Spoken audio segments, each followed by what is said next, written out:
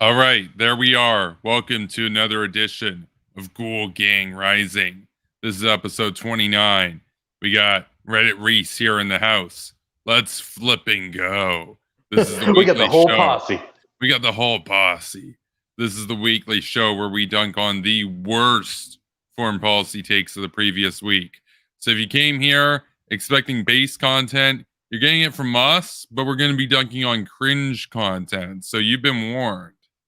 So Well, if you think about it, really, the cringe content I think helps to elevate our content into being more base. So that's true. we'll give a shout out to all the content creators who produce the videos that we review, because the show would be a lot less entertaining without them. Yeah, we couldn't do the show. We couldn't do the show without you guys. So Oh, if you thought last week was bad, people, I've been sitting on some doozies, and I found some more doozies, and and then I decided to combine them because this wasn't masochistic enough. of course. Let's go. Let's go. Let's flip I've and got go. I've got a great start for you, and this will be first time that we're actually reviewing this person on the show. I meant to get to this last week. Title of the video: Bernie Sanders calls for Congress to retake war powers back, which is kind of a redundant title. Yeah. From the Oh help. my God. We're gonna have to issue an alert.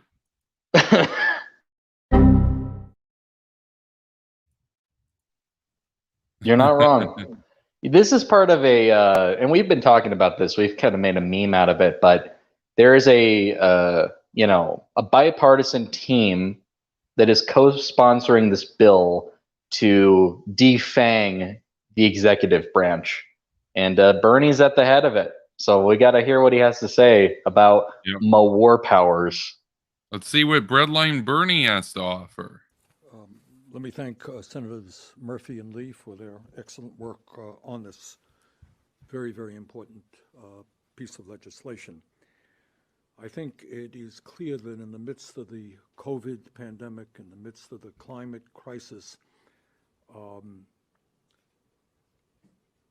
the issue of war and peace may not be on the front burner, and people may have taken their eyes off of it. But this is an issue of enormous consequence which must be addressed, and in this very important piece of legislation, we do just that. Let us never forget those times in history when our country tragically was led into wars that never should have been fought. Uh-oh. I'm going to stop it. I'm going to stop it right there. And immediately I have to turn my speakers down again. Come on, Bernie. What's up with the quietness? Come on. Aren't you supposed to be like some passionate politician? Not these days, man. Volume? This is low energy, dude. If you saw if you saw his recent sit down with Crystal Ball, God. Extremely low energy stuff coming from Bernie these days. But I'll tell you what I took away from that, and something I find a little funny is that's the KGB Crystal with Kremlin Kyle. When he's bringing up these other issues, so he's bringing up the pandemic, he's bringing up climate issues. I just find it funny how much their whataboutery backfired. That okay, now people are talking about those things, and the U.S. military keeps chugging along. Now, granted, not nearly as much as I would like them to be, but you could make a case for that. Like, for the most part, there are some people like Kyle. Dick Cheney lives in his head rent-free since 2003. He's kind of an anomaly, though. I don't think there is as much of a significant anti-war movement like there was in 2003 these days. There's just not. Now, a lot of that has to do with there not really being significant efforts to push for a war. But I do think it's funny that they were so intent on getting people to focus on domestic issues to blind them to what's actually happening outside of their own borders, and that's kind of backfiring right now. Yeah, and I wanted to say, Breadline Bernie there says, tragically led into wars that should never have happened. Every war the U.S. has done has been justified. and improve the status quo over the previous status quo. This is a dude who opposed the Gulf War. That's correct. He thought that Saddam should have been allowed to just invade Kuwait and conquer it and enslave its population. That's like one of the few wars where most people you talk to are going to be like, "Oh yeah, of course that was justified." But Breadline Bernie, no, he was there in that infamous video of him speaking to an empty Congress, yes, railing against the evils of the Gulf War. No one's there. Oh, that's hilarious. That's hilarious because that war is done and dusted. I mean, what was done was done, and I'm very critical of it. I think George H.W. Bush was a weak president, and his son was a strong president. His son did what his dad should have done in 1991. So, you know. Well, see. So you're critical of the Gulf War. Bernie's critical of the Gulf War. You're the same. Yeah, we're exactly the same person. We're both critical of that war. Just like how we're both critical of the war in Iraq, because I think that Iran should have been invaded too, and Bernie thinks it shouldn't have happened. Yeah, see, Bernie's a big critic of the second Iraq war, man. Yeah. There you go. We should have him on Ghoul Gang Rising. He would be a perfect fit. Absolutely. Yeah, base Bernie. He's critical of the war, just like us. He's got issues with George H.W. Bush, just like we do. Bruh. It's crazy. We're only like 20% through the video. There's got to be so much more cringe packed in here. Oh no. And I'm scared. Tens of thousands of brave American troops lost their lives. In many cases, those wars were based on the lies of administrations, and it was based on the fact that the United States Congress did not ask the important questions that the American people wanted to have asked. And that Oh yeah, StreamYard's not enjoying this. I like the premise. So this is about the war powers and taking those back. Except he's most definitely, almost certainly, referencing wars that Congress voted on. Like actual wars. Not just, oh, we're going to drone strike these insurgents. So what are you talking about? Well, it was a corrupt Congress, man. Like, I guess you could say that. Oh, they were led astray too. Yeah, but if we're talking about Afghanistan, Iraq, first time in Iraq, yeah, those were voted on. That wasn't the war powers simply being employed. That was a legitimate declaration of war. Yeah. That you were a part of in most of those cases. Unbelievable. I mean, Bernie did vote for the war in Yugoslavia, the former Yugoslavia, though. So. And Afghanistan. Yes. But Iraq, that's bad, man. Taking out dictators in the Balkans is cool. Taking out the Taliban in Afghanistan is cool. But taking out a despot in Iraq, that's a bridge too far for Bernie. There were tankies today. I got a little glimpse of them on Twitter, railroading Bernie over the Yugoslavia vote, which is so funny. Like what a thing to let ruin your day over 20 years later. Must end. Rent free. And that is what we are doing in this legislation. I believe that we have become far too comfortable with the United States engaging in military interventions all over the world with barely any debate in Congress. Where? It's in Afghanistan? Hashtag white flag Joe Biden is just surrendered in Afghanistan and given the country back to the Taliban. What are you talking about interventions? Where? North Korea? Belarus? Syria? I don't think so, Bernie. What decade are you living in, bro? This does seem like a clip. Like people are going to be like, "Did you get this clip from 2003?" No, exactly. I got this clip from 2021. He's like, I got this clip from last week. Hey, Bernie, the 19 90s called. They want their their memes back, basically. They're talking Look, points back. there's no debate in Congress. Oh yeah, because there should be such a robust debate. Oh, If you God. need to do something in a timely fashion, let's just get Congress to show up. Debate me, bro. Debate me, bro. Half of them will sleep in. Earn the public about the costs and potential unintended consequences of those interventions. The time is long overdue for Congress to reassert its constitutional role in matters of war and peace. Article 1 of the U.S. Constitution, as you have heard from Senators Murphy and Senator Lee, is very clear, not a debate. It states that it is Congress, not the president, which has the power to declare war. The framers gave that power to Congress. Oh, man. Yeah, Chris says Saddam Hussein was bad, and it's good that he's gone, but we need to acknowledge the issues with the war. Yeah, the issues with the war stemmed from Iran. My whole point was that if you took out Iran in 2003 as well, that insurgency never would have happened, and Iraq would have been a democracy within 10 to 15 years, as well as Iran. He's citing he's citing the Constitution now. My declaration of war. My declaration of war. It was written before ICBMs were a thing. It was written before terrorism was a thing. It was written before war moved faster than a few miles an hour. This is a goofball. This is goober tier. It was written before steamboats were a thing. Yes, they had to sail across the Atlantic. Forget ICBMs. Yeah, that's right. Yeah. That's right. I mean, they had intercontinental travel. It just took weeks. Ugh. He's such a brainlet. Brainlet Bernie. My Constitution, bro.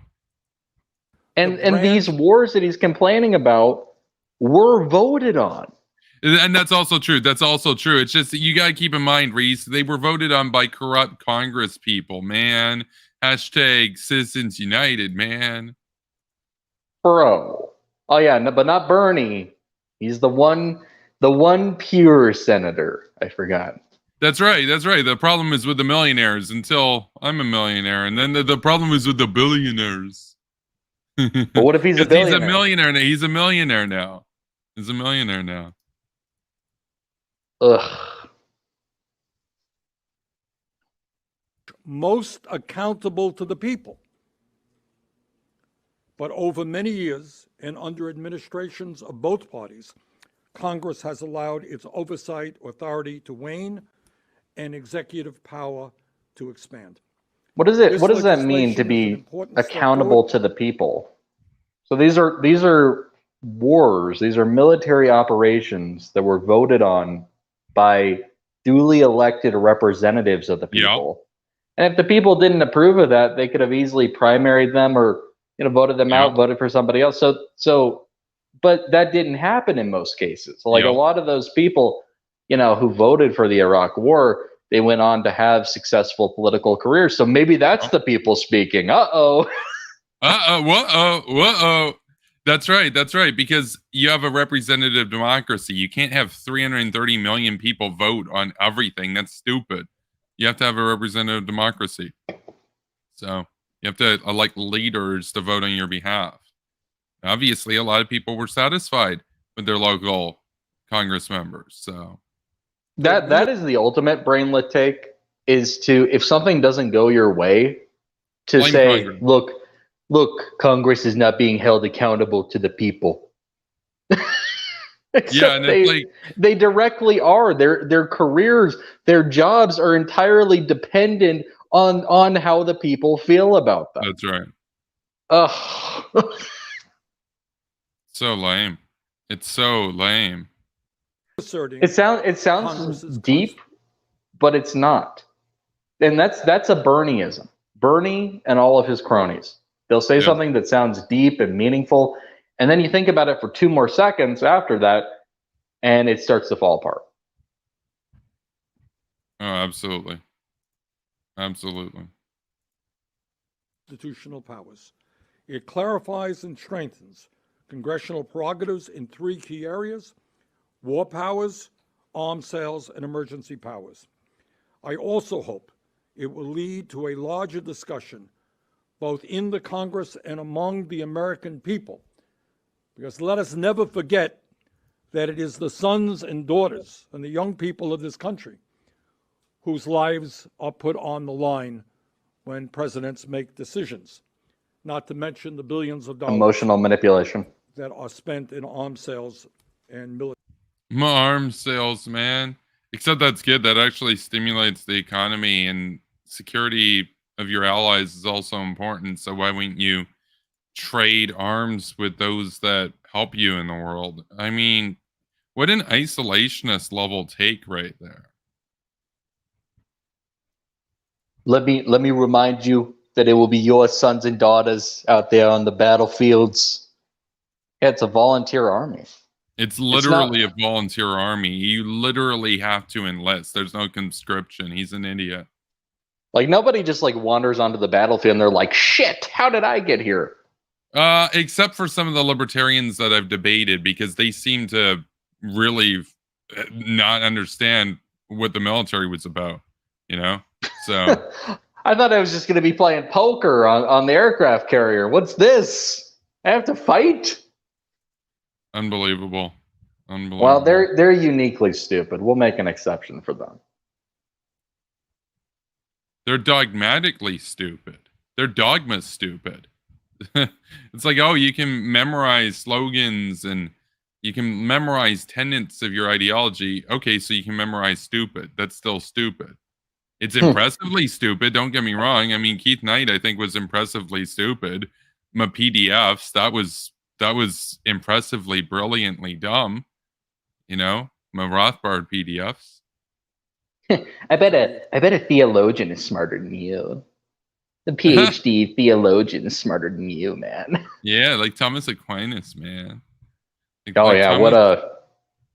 what a deep thinker he was, man. Yeah, with his God of the Gaps. Chris S. Rothbard PDF.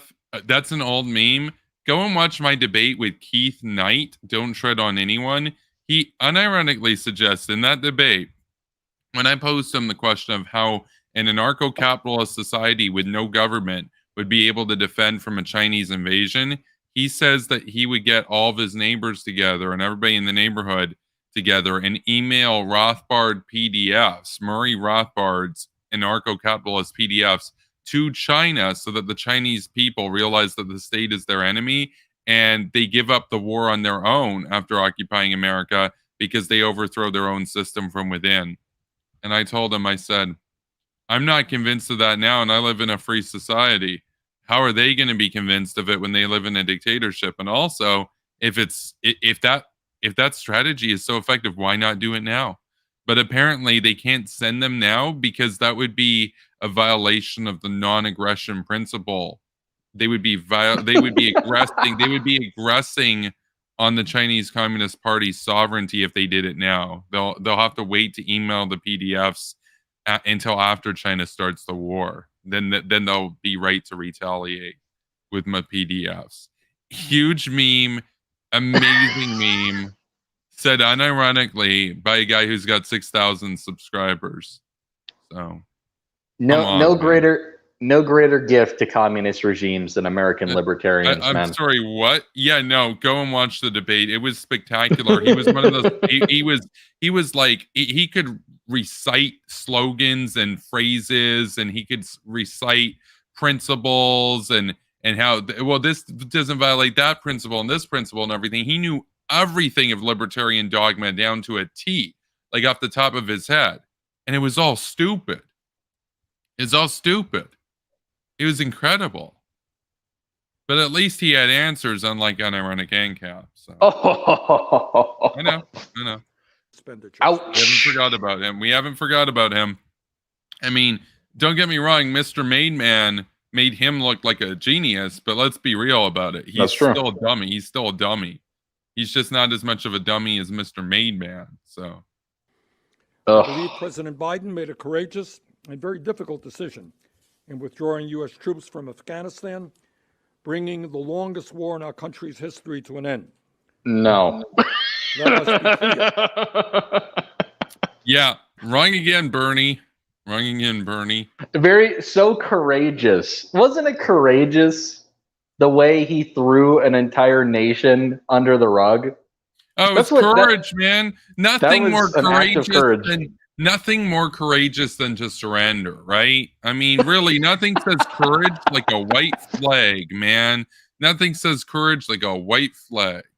Well, the Taliban would say, "Well, yes." Yeah, that's right. They have a white flag too. You know, it's like that meme. They shake hands together. I haven't made it yet. I'm gonna make it, but it's like this one, except it's the Taliban on the left and Joe Biden on the right, raising a white flag. So, but Bernie thinks it's courageous. He thinks it's based. Well, it was America's longest war, so really, I mean, you got to get out at that point. 20 years. It's been X number of years, man. Like, imagine you said that you were on a shift. Say you were on an 8-hour shift and you said to your manager, you said, I'm going home. And they say, you're not done until 6 o'clock. It's 5:20. What do you mean? Like, you're here for another 40 minutes. And you're like, it's been too long. You just leave. What's that even mean it's been too long? We've been in Germany for 70 years, man. We've been in Japan for 70 years, man. Time to bring them home. So bring the boys home, man. Oh, and then they can play poker on the air base. There's such a bunch of dummies. Such a bunch of dummies. Okay, let's get back to Breadline Bernie. When that authorization was given in 2001, I suspect that not one member of Congress dreamed that American troops would still be in Afghanistan nearly 20 years later under a... Well, they had to go back because Obama pulled out prematurely and let a power vacuum emerge, which ISIS was happy to fill. So let's not revise history here, Bernie. I mean, that to totally brush over the history of yo-yo hawkery, yes, is so disingenuous. Who could have predicted we'd be here 20 years later? Well, based on the trajectory, I could have mapped that out. Based on the trajectory in Afghanistan, we'll still be there in 50 years because people are just going to be like, we're going to have to go back. They did another 9/11, but it's been 15 years. We're going to get out, and then they attack again, and you have to go back again. Why not just finish the job and be done with it and like actually nation build for once? Can we just start nation building for once and actually get the job done? No, that'd be spooky. That would cost money, man. Oh, constantly retaliating and having to go in and out continuously every couple decades. Oh, that wouldn't cost money, I guess. So look, man, they're not ready for freedom. They couldn't handle it. Yeah, it's not their culture, man. They're brown, right? So don't they deserve to live under evil despots? It's a savage culture, man. They can't handle democracy and freedom. That's exactly it. So our opponents, like the anti-war left and stuff, they sound like literal Nazis. Like the people that cry Orientalism, like the people that cite Edward Said and Noam Chomsky and cry Orientalism and white savior complex and all that stuff. No, they're straight up Nazis. They really do think that if you're like brown in the Middle East or Afghanistan, that's your culture. Suck it up. You have to live under the Taliban and Saddam forever because that's your culture, man. Who are we in the West to tell them how to live? That's literally the logic that's being employed right here. It is Westphalian fetishism. It's disgusting. It's immoral. It's repulsive. It's repugnant. And it is unbelievably disingenuous because these people say that they care about humans. They say that they care about, people's well-being. They characterize the right and conservatives as heartless. They characterize conservatives as basically evil. Look at how Chang Yuger will talk about conservatives, for example. And then you look at what they want and they would say, oh, well, who gives a shit about brown people in the Middle East? What do you mean? Why do we care about free healthcare? Or why do we care about even just basic education for Afghan girls? There's potholes in Missouri, man. And there's a dude who makes less than $50,000 a year. So the children in Afghanistan, yeah, their education can wait, bro. That's what we're dealing with from the progressive left, the anti-war left. So, and then that, of course, that's what Breadline Bernie's a part of. So, My potholes. my potholes. Vague and expansive authorization. All of this is not to say that Congress will always get it right and presidents will always get it wrong. But what it does say is that on issues so consequential as to whether the young men and women of this country should be asked to put their lives on the line and perhaps die, there must be a kind of debate over these issues that we have not seen in a very long time. Wait, what's he talking about? There's always a debate over this, except it's not even really a debate. It's just anti-war people saying forever wars. Everybody just claps along and says, yeah, so were you a neocon ghoul? The war powers, ironically enough, refer to the ability to take actions that wouldn't be explicit declarations of war for the most part, or at least would not be long-lasting declarations of war. And I like his bit where he's like, it doesn't mean Congress will always get it right, and it doesn't mean the president will always get it wrong. Well, I can think of a few areas where he thinks Congress got it wrong, man. Thinks right. they got it real wrong. That's right. And that's sad. That's so sad. By the way, my screen. Oh, good. Mycroft agrees with Bernie. That's pretty cringe, though, Mycroft. No, thank you. Anyway, my screen froze, so I'm gonna back out for a second, and I'm gonna be right back. Keep them entertained, man. Yeah. So, Spooky Nukies will be back with us shortly. In the meantime, you're watching Ghoul Gang Rising on Superpower Broadcasting. We got Breadline Bernie here, getting clownish on the national stage. He's doing many memes. He's doing a lot of memes right now. Let's see what we got in the chat. Oh, there's Reddit Reece again. Okay. Was that the end of that video? Almost. We have about 30 seconds left. Okay, fair enough. That is what the founders of our country envisioned when they wrote the Constitution, and they were right. It is no great secret that our country today faces massive Not necessarily political divisions.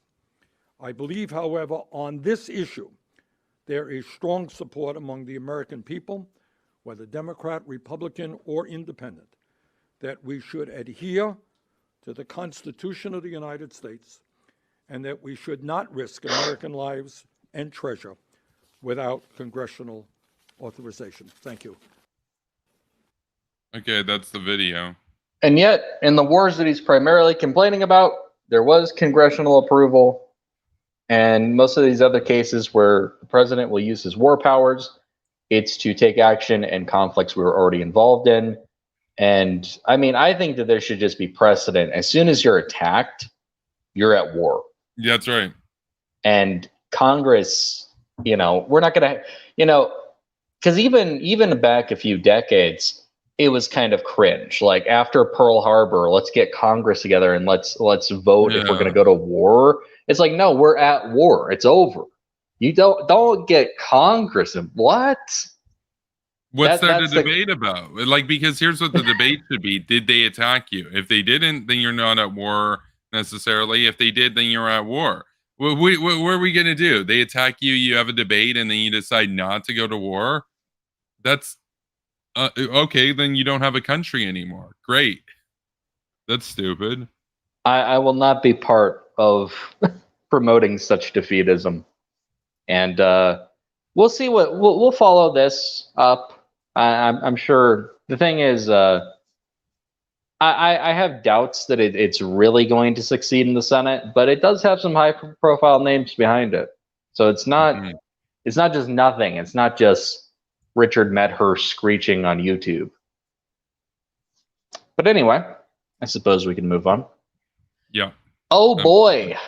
We got a question here. When did Korea attack us in 1950? What do you mean they attacked America's allies, South Korea, in 1950? And that wasn't Korea. That was the communist North. There were two Koreas. There still are. So, Well, that's a bad example anyway, because there was a there was the UN led. UN. the UN was actually hawk-pilled for the only time in history. So, And I don't think us being attacked is the only justification. But I'm saying that if you're attacked, that is the only justification you should. Yeah, then there's no debate. Like, you can have a debate about intervening in various different countries, but if they attack you, there's no more debate. You're literally at war, regardless of what Congress said. So, oh man, I've got some clips I meant to get to last week. We're gonna have to use another alert for these. It's of the concern variety, I believe. Yeah. Speaking of the UN, okay, let's go. I don't know. It's not the UN this time. We're talking about Ned Price, right? That's right. We've got some amazing clips from Ned Price. Oh God. Okay.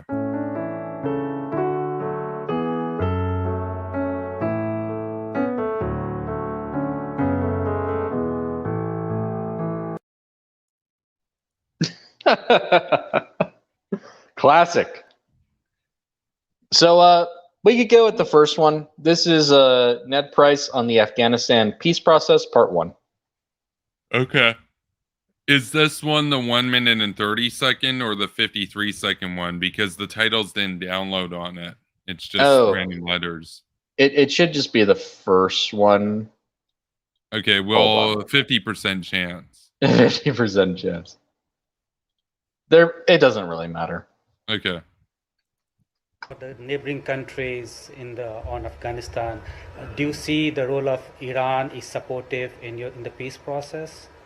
Well, I wouldn't want to offer a blanket characterization. What I will say is that Afghanistan's neighbors, Iran of course included, they need to play a constructive role if we are, in order to most effectively support the conclusion of that sort of just and durable settlement. We have seen Iran play host.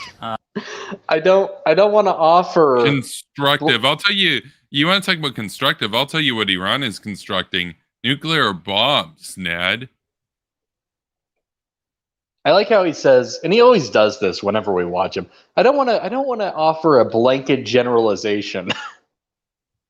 Come on, man. It's a way of not saying yes or no, basically. Do you think that Iran?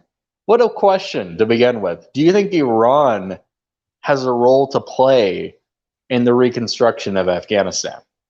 Because that's what Iran's known for. They just send in teams of construction workers. They raise up nations. They construct homes for the poor and needy. That's Iran's thing, man. What an embarrassment. What a goober. To talks between the parties, attempt to facilitate. We have seen other countries do that as well. The United States, for too long, has, and you heard this from President Biden in his announcement several months ago, but for too long, has shouldered too much of the burden. And what we have consistently said is that now is the time for Afghanistan's neighbors to support the process. Wait a minute. So you're talking about China? Afghanistan's neighbors. So we're talking about China, Iran, Turkmenistan, Pakistan. Come on, dude. Saying Afghanistan's neighbors is a very good way of avoiding actually saying the names of most of those nations, because that would really bring into light how ridiculous this all is. But I like how he said, he basically echoed Biden, and he said, for too long we have shouldered the responsibility for this. Who else is going to? It's very easy to pawn off. Oh yeah, just pawn off your problems onto China. Because all states have interests, right? So that means that all states who go into Afghanistan will have the same end goal. That's right, man. Yeah. For too long, you've shouldered the responsibility. There's nobody else. There's nobody else who's going to do this. And as soon as we left, everyone else left too. Australia left. Now we have the UK saying that they're going to trade with the Taliban. There's nobody else. Oh, but I'm sure China will do some expansionist bullshit, all under the guise of fighting terrorism, while basically doing a repeat of what the Soviets did. Wow. Okay, at least we're mostly through the video already.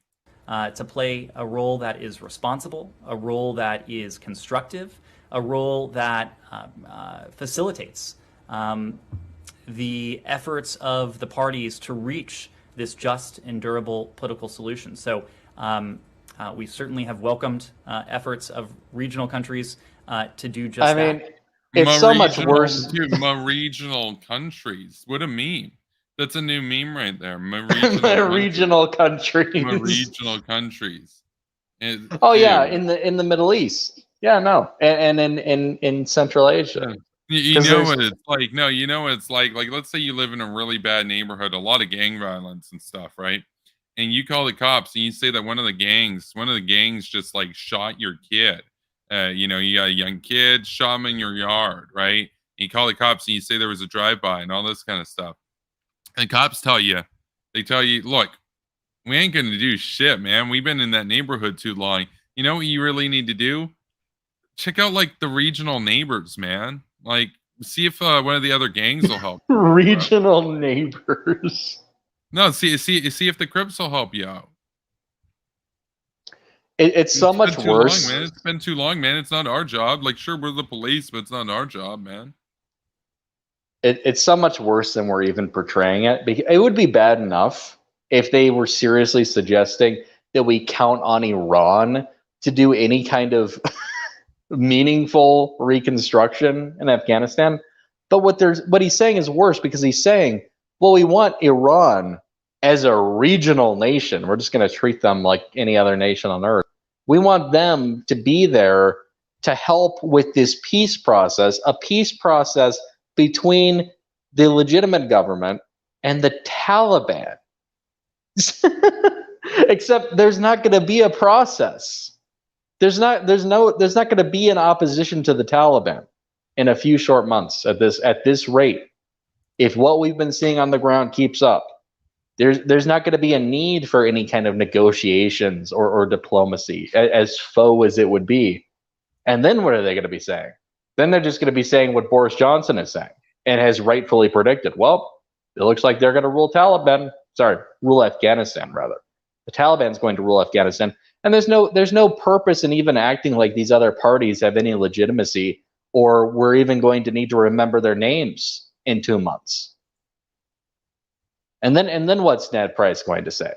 Well, he's going to say, well, now it's up to Iran and regional countries to assist with the Taliban's governance of Afghanistan and reconstruction after a war waged, for 20 years by the United States.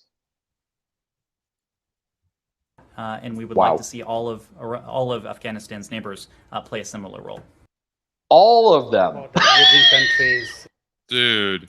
Yeah, Chris says, it may sound funny, but the sad reality is that there is some truth to that gang violence analogy. Oh, it's exactly the same analogy, by the way. Every single one. I mean, the only difference is that Iran and Pakistan have killed way more innocent people than the Bloods or Crips. So you're better off getting the gangs to help you. So, yeah, no, screw this. Screw Pakistan, screw Iran, screw Turkmenistan, screw the other one. Oh, China. The other one. Yeah, communist China. Screw them all. Every single one of them are regional neighbors. Fuck them. He said all of them. He wants all of them to play a constructive role. Yeah, the only thing they're constructing right now is nukes. So, by the way, that goes for the whole trio. Iran's working on nukes. Nobody's going to do anything about it. Pathetic. Pakistan's building up nukes to destroy India. Nobody's going to do anything about it. And China's just, not only have they announced that they're totally cool with nuking Japan preemptively and threatened to nuke Australia a few months ago preemptively, they've also been building They've also been building upwards of potentially even 1,000 new nuclear warheads for their new missile fields. There was a second missile field discovered. I did a story on the first one about a week ago. There's a second one now that's been discovered by satellite.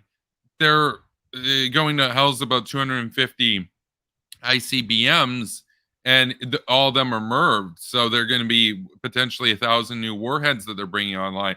But it's minimal deterrence, bro. They only have 300 nukes, bro, until they don't anymore. And we're not going to do shit about it. And he's like, well, I'll let the regional neighbors handle it and shit, bro, in Afghanistan. Why would you hand one of the most strategically important parts of Eurasia to communist China and Iran? Oh, but he's Ned Price. He's Ned Price. And you know, this is the saddest thing about it. It's not like it's a Trump appointee like Sarah Huckabee Sanders, where she doesn't even know what Pakistan is.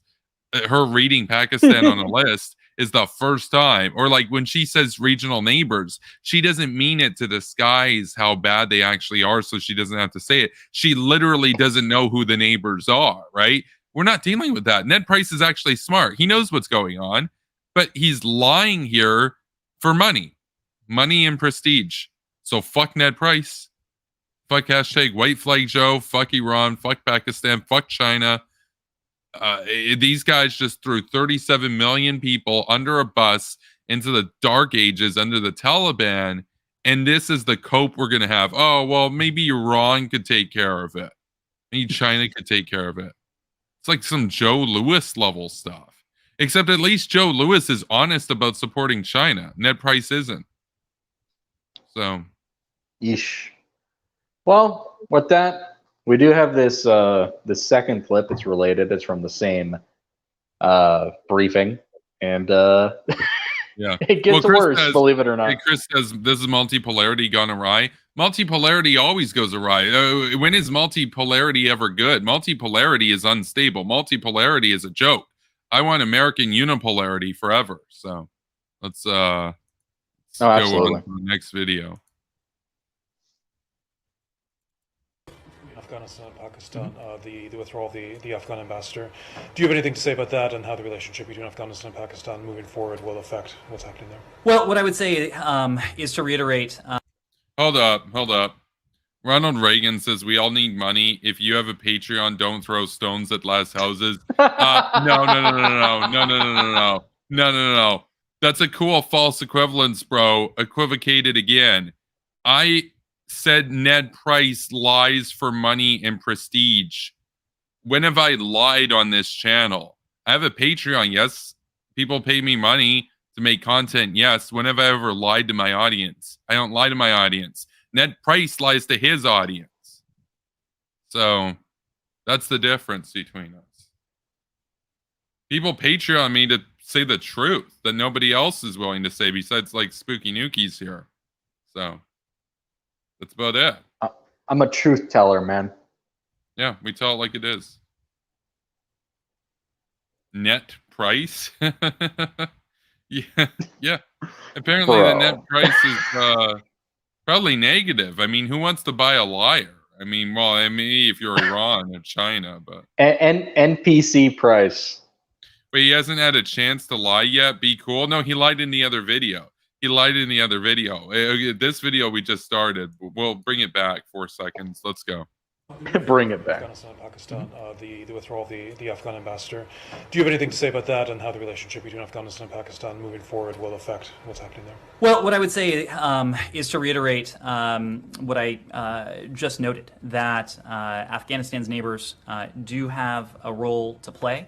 I would add that tangible and material support for the Afghanistan peace process, it's vital for its ultimate success, as are the longer-term relations. He's talking about the peace process right now as the Taliban seized about 90% of territory and executed Afghan security forces that they've captured. They haven't followed, they never followed the terms of the deal. They never did. Well, yeah, that's the peace process. It's very vital that Pakistan overlooks that. Well, Pakistan supports the Taliban, so they're like, oh, that's base. Like Pakistan, Ned Price probably thinks Pakistan's an ally, just like Iran. So Just like Turkey, man. just like Turkey, man, and just like China, right? They're like a trading partner, man. I mean, they're just a competitor at the end of the day. So Yeah, they're just a competitor, bro. Just a competitor. Oh yeah, the Soviet Union, they're just a competitor, bro. Nazi Germany, just a competitor, bro. I, for one, firmly believe that Pakistan will overlook with due diligence the transition of power, and they'll be very supportive of Afghanistan's new government. So cringy. Between Afghanistan and Pakistan. And so we certainly do hope to see Afghanistan's neighbors play a constructive, a responsible. Okay, again about the constructiveness. The only thing that they're constructing, Ned, is nukes, and you know that. So stop lying. Role in bringing about a just and durable solution here, and we understand the crucial role that Pakistan has the potential to play in this regard as well. Yeah, and of course, Minecraft notes his style, says the best feds have the best suits and the best ties. Pure professionalism. This guy? Not so much. Not so much. So, there we go.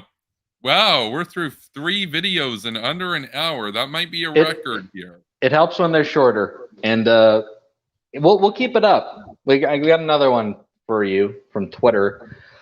Oh, we've talked about this guy once before. Wait, I just we don't like him very much. Just want to address the chat quickly. Infrared's motto is, that's Haas, Marxism, Leninism in the age of multipolarity. So I imagine you wouldn't get along with him. No, he doesn't really like me very much. He did a 6.5-hour cope stream bitching and twitching as he watched this show, and 3 hours before this show, basically demanding that I debate him and cancel the show with Reece and Billy, and he still refuses to debate me. He does not like me. He complained that I was enemy number 1 and that I had tormented him. So no, and you emasculated him. Yes, and I emasculated him. He said that it was emasculating that I wouldn't cancel the show and debate him. So no, Haas, have at it, Haas. I ain't canceling anything for him. He's a brainlet. Clout chasing. but he had more subscribers. He had more subscribers. Reece and Billy had 10 times as many subs combined as he did at the time. He had 2,000 at the time. Now he has about 8,000. But again, almost everybody who watches him is just there to post gorilla memes, or they're there to clown on him. So he's a brainlet. Now, my favorite Haas moment is when we were talking with him on Twitter, and he was complaining that none of his followers were there to come to his defense. And it was just him and his sock accounts. His sock accounts that would say the exact same verbiage and idioms and stuff as Haas. You know, like, we are chimping out, that kind of thing. I am a Mongoloid. I am a Mongoloid. You're just an Anglo. You're just an Anglo. An Angloid. An Angloid, man. Dude. Damn right, mate. Damn right. Yeah. Oh man, let me tell you something about these fascists, mate. They like to kill animals, yeah. Animals, bro. Classic. So I got a video for you, Kevin. I hate now. I'm tormenting you. See how the tables have turned? Tormenting me. I am triggered. I am chimping out. That is what I am. We are I wouldn't blame you for being triggered tonight. I got a video from a guy we've seen before. This is another Twitter clip. This is a clip from Lee Camp of Russia Today. Oh God! Oh God! Immediately you say that, and I'm just like Bentley eyes right there. I'm just like, bruh. Seriously, Lee Camp? We have to do this? Like, look at Bentley. He ain't happy. He has to sit through this shit. He ain't happy, man. He's just like, why are you subjecting me to this? Bruh. And it'd be bad enough. I mean, you'd expect him to do Russian apologetics. This is a video, though, in favor of China from Lee Camp. Oh, wonderful. Mixing it up. Why not both, right? Why not both? Why not both? Why not both, bro? Page out of our book here in the U.S., which is the best book, of course, but we don't read anymore. Books are for losers who haven't discovered video games. China continues to What was that? He's such a zoomer, man. He knows all the video Zoomy. edits and transitions. Zoomy and boomy. There were 3 of him at the beginning. There were 3 of him. 3 of them. Okay. Oh, we gotta see that again. We got communist China. Yeah, we'll start it over. We got communist China. Okay. Wait, what's up with that? Like, he looks like a goober. I'm just gonna say that right now. He looks like a goober. He absolutely looks like a goober. Take a page out of our book here in the U.S., which is the best book, of course, but we don't read anymore. Books are for losers who haven't discovered video games. China continues to let down the rest of the industrialized world. I mean, it's just not living up to the standards set by much of the globe. For example, as Danny Haifong wrote recently, China has not been to war in more than 4. Oh, come on. They literally just threatened to nuke Japan, bro. Come on. They threatened to nuke Australia. Did they, Kevin? Well, not yet. Not yet. Think about this. Japan, no. China's never launched a nuke at Japan. The United States has. What do you have to say to that, bro? I guess it's true. We're the barbarians. Not been to war in more than 40 years, except for all their belligerents in the South China Sea. What about their bullshit with Taiwan? What about them? I mean, yeah, maybe it's not technically a war. What about them flying nuclear bombers into Taiwan's airspace? What about that? Because they've done that. It's not a real war, man. There was no regime change. It's not a real war until the nukes go off. So, okay. And even then, they'd find a way to excuse it. Oh, yeah. I mean, it was just their territory, so they had a right to nuke them. So, I mean, Japan was trying to keep Taiwan out of Chinese sovereign hands. Why? I mean, you think about it. America has the Nevada test site. China has the Tokyo test site. What's the difference? It's their territory. The Tokyo test site. The Japan exception theory. Yes, that's correct. It's the Japan exception theory. That's right. In other words, it's not first use because it's against Japan. So it can't be first use if it's against Japan because Japan's exceptional. If you nuke them first, it doesn't count because they're Japan, man. Ah. Years, never conducts regime change operations, does not get involved in destabilization of other countries. Hold on a second. He's lying. China just subjected through bribing corrupt politicians in Sri Lanka and Kenya in particular into agreeing to deals that for infrastructure that they could never afford, never repay, and inevitably defaulted upon, that have put those countries into indentured financial servitude to Beijing for over a century now. Oh, but they don't do destabilization or anything of other countries. Yeah, well then how do you explain their bullshit in Sri Lanka and Kenya? And that's just two countries. Think of it this way. If I take your whole family into slavery, am I really destabilizing your family? I mean, you all get to stay together. I'm a very benevolent slave owner. Yeah, I guess that's true. I mean, Sri Lanka, for all intents and purposes, is Chinese property at this point, but you're right. I mean, they're still held together, man. They're still called Sri Lanka, so it's okay. That's right. I mean, think about it. I mean, who wouldn't want to be a slave to Xi Jinping, right? Other countries, and does not unilaterally impose sanctions as a form of economic bullying. No, they just bankrupt countries for infrastructure that they don't need by bribing corrupt politicians to agree to deals that they knew the country could never repay. And then they take control of that country's entire infrastructure and say, oh, well, you defaulted, bro, so your port is ours now. So fuck that. Well, by the way, what is up with his face? Is he trying to compete with Kremlin Kyle? He might be our next Kremlin Kyle, but there's no way. There's no way anybody could. Bro. Nobody could rival him. Bro. You know what it would be like? It would be like on the domestic scale.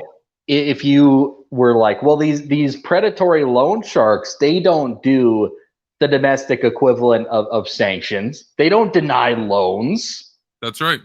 And it's That's like, right. well, yeah, they they're approve predatory anybody for a loan sharks. You get a loan, you get a loan, you get a loan. Everybody gets a loan. It's like Oprah with the nukes, like defensive realist Oprah. You get a nuke, everybody gets nukes. It's poverty pilled Oprah. You get dead, everybody gets dead. Poverty pill. In that sense, the United States and China very much are opposites, because the United States will, the dollar. Seriously, what would you rather have? Would you rather have poor pilled Oprah or defensive realist Oprah? They both look like great news for the world, right? Bro. No. Even Lee Camp's just like, what is this? What is my video? What am I saying? What is the teleprompter telling me to say? We have to maybe for episode 50 or something. We have to do Ghoul Gang Rising's Goofy Goober Awards, where no, we have to have the Goober Awards for Ghoul Gang Rising, right? I will peel back the curtain a little bit. We have been in talks, because we're over the halfway hump here toward episode 50. We have been in talks to do a pretty special broadcast for that one. So yeah, we'll probably do bullshit like that. The Goofy Goober Award. Yeah, because we have to have a Ghoul of the Year award. Probably going to be John Bolton, but maybe Bill Crystal or something. And then we got to have a Goober of the Year award. So maybe we're well on our way to rivaling the Hippy Dippy Cup at this point. That's right. Well, you know how TYT, they have the Jerk of the Year and the Turk of the Year? We'll have the Goober of the Year and the Ghoul of the Year. So the Jerk of the Year and the Turk of the Year. You didn't know that? They always give that out. No. They always give that out. You guess who they gave it to? I think for 4 years in a row or something from 2016 to 2020. They gave it to Trump. Who did they give that? Who is the Turk? The Turk of the Year? I think it was what's her name? The global warming girl. What's her name? I forget her name. Global warming. Greta Thunberg. They gave it to her. They gave it to AOC on one of the years. I think they gave it to Ilhan Omar on another one. And they might have given it to Sean King or something stupid on a different one. So that could have been worse, because the way you said it, I thought they were just giving it to their own employees. Or the thick dude. It would be hilarious if every year Jank was the Turk of the Year. No. It'd be Recep Tayyip Erdogan, the thick dude.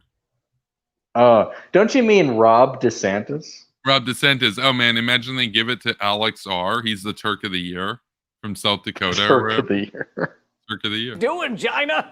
Do you want to play with the big boys or not? Not been. He said China? Is he Trump now? China. War for 40 years. War is like masturbation. You have to keep at it or you won't know if your weapons are firing properly. This is why every American general has palms hairier than a Yeti. And China... Bro, no, he is trying to keep feet with Kyle. He's in full goober expressions right now, man. He's got talking his about goober masturbation. Garb. What the hell? He's got his goober garb. He's got his goober garb, and he's got his goober face. Yeah, China's not at all trying to compete to be a superpower. Wait, that guy's not a goober. He's a goober. That's what Chris 2002 said. The Coomer Goober. Oh man. China's just happened to found more subversive ways of becoming, attempting to be the world's superpower. And they're definitely the world's number 2. Now, a lot of that is, a paper tiger in essence, built on slave labor. But no, they are a serious threat to global stability. Unless the West actually stands up to them. Shave, caveman. Shave your hands. Shave your palms. Oh, man. No lateral economic bullying? What? How? Wait. No lateral? Hold on a second. Lateral. Lateral? We got a Wait, new wait. meme. Wait, what do you mean? Do you mean multilateral, unilateral? It's just like he just puts an apostrophe in front of it, just like lateral, bro. Wait, are we talking lateral damage? Lateral sanctions? Where are we talking? Lateral damage. Lateral damage. Oh man, that was lateral, bro. You know? Lateral economic. Wait. This is too goofy. No, he's gonna be in the running for the Goober of the Year for sure. China. No lateral economic. No lateral, dude. No. You know what it reminds me of? It reminds me of like how like the hippies and stuff back in the day used to say like, "Oh man, that's radical, dude." This guy's just like, "Yo, that's lateral, man." It's a real lateral move, man. Wait, what lateral? Like again, are we talking multilateral? Are we talking unilateral? Are we talking collateral? What are we talking about, Lee? It includes all of them. So goofy. Oh my god. No, if like if Dylan ever has this guy on Hippy Dippy and I'm there, I'm asking him, what'd you mean when you said no lateral? Which lateral? Oh, there's no way in hell this guy would go on with Dylan. Bro. No, but he brought Mike on and we were dunking on Mike on the show, and then I'm like, but Mike doesn't work for Russia today. oh, that's true. I don't see it. I don't see any way in hell a Russia Today person going on the Hippy Dippy show. Well, I don't know. They might think it's a great way to try to reach like the liberal internationalist Zoomers and stuff, because like none of those guys like Russia, but maybe they figure, well, we can try to co-opt them, that kind of thing. So don't give them ideas. No lateral economic bullying. How else are you going to bend other nations to your will, killing thousands of innocent people in a process that those people have nothing to do with, huh? Killing innocents is called part of growing up. Lee, when we engage in intervention, it's not explicitly to bend a nation to our will. It's usually to remove a terribly corrupt government from power, and then to install a government that actually treats the people on the ground with some level of dignity. And to stabilize the region. China, as we just detailed, is very interested in bending other nations over the table and fucking them. So what the fuck are you talking about? Yeah. That's all China does. They are the predatory loan shark nation. And they've got their tentacles in fucking everywhere. Unless they get shut out, like in Australia. All it takes is one nation. Imagine what a united Western Front could do. Standing up against this and saying, you know what? No, we're done with the slave labor states. We're going to trade amongst ourselves. And I mean, that would be, you know, I'm mostly supportive of the protectionism that the U.S. is currently doing. But it would be so much more based if they said, you know what? Instead of just protectionism, what we're going to do is we do allied protectionism. So we trade amongst the NATO members. Maybe we'll trade with some members of the EU who aren't totally fucked, and that's it. And everybody else, no, you've got to be better. You have to better yourselves if you want access to these markets. Based. Buddy, okay, but that's not the only way China has let everyone down. Although there is plenty of private capital throughout China, capital is not allowed to dominate political power like in the West. With capital calling the shots, China would... Here goes my Citizens United memes. Yeah, they don't have Citizens United there because the Communist Party just tells everybody what to do. Yeah, that's the concern in America and in the Western nations, that, oh, there's corruption if you buy out these politicians. Buying out politicians would actually be a boon in China. Yeah, that would actually mean that the people would have some level of power over what happens to them. That's amazingly enough. They're ruled by a one-party system for decades. Oh, but they don't have money in politics. But they have a government that calls all the shots for the economy.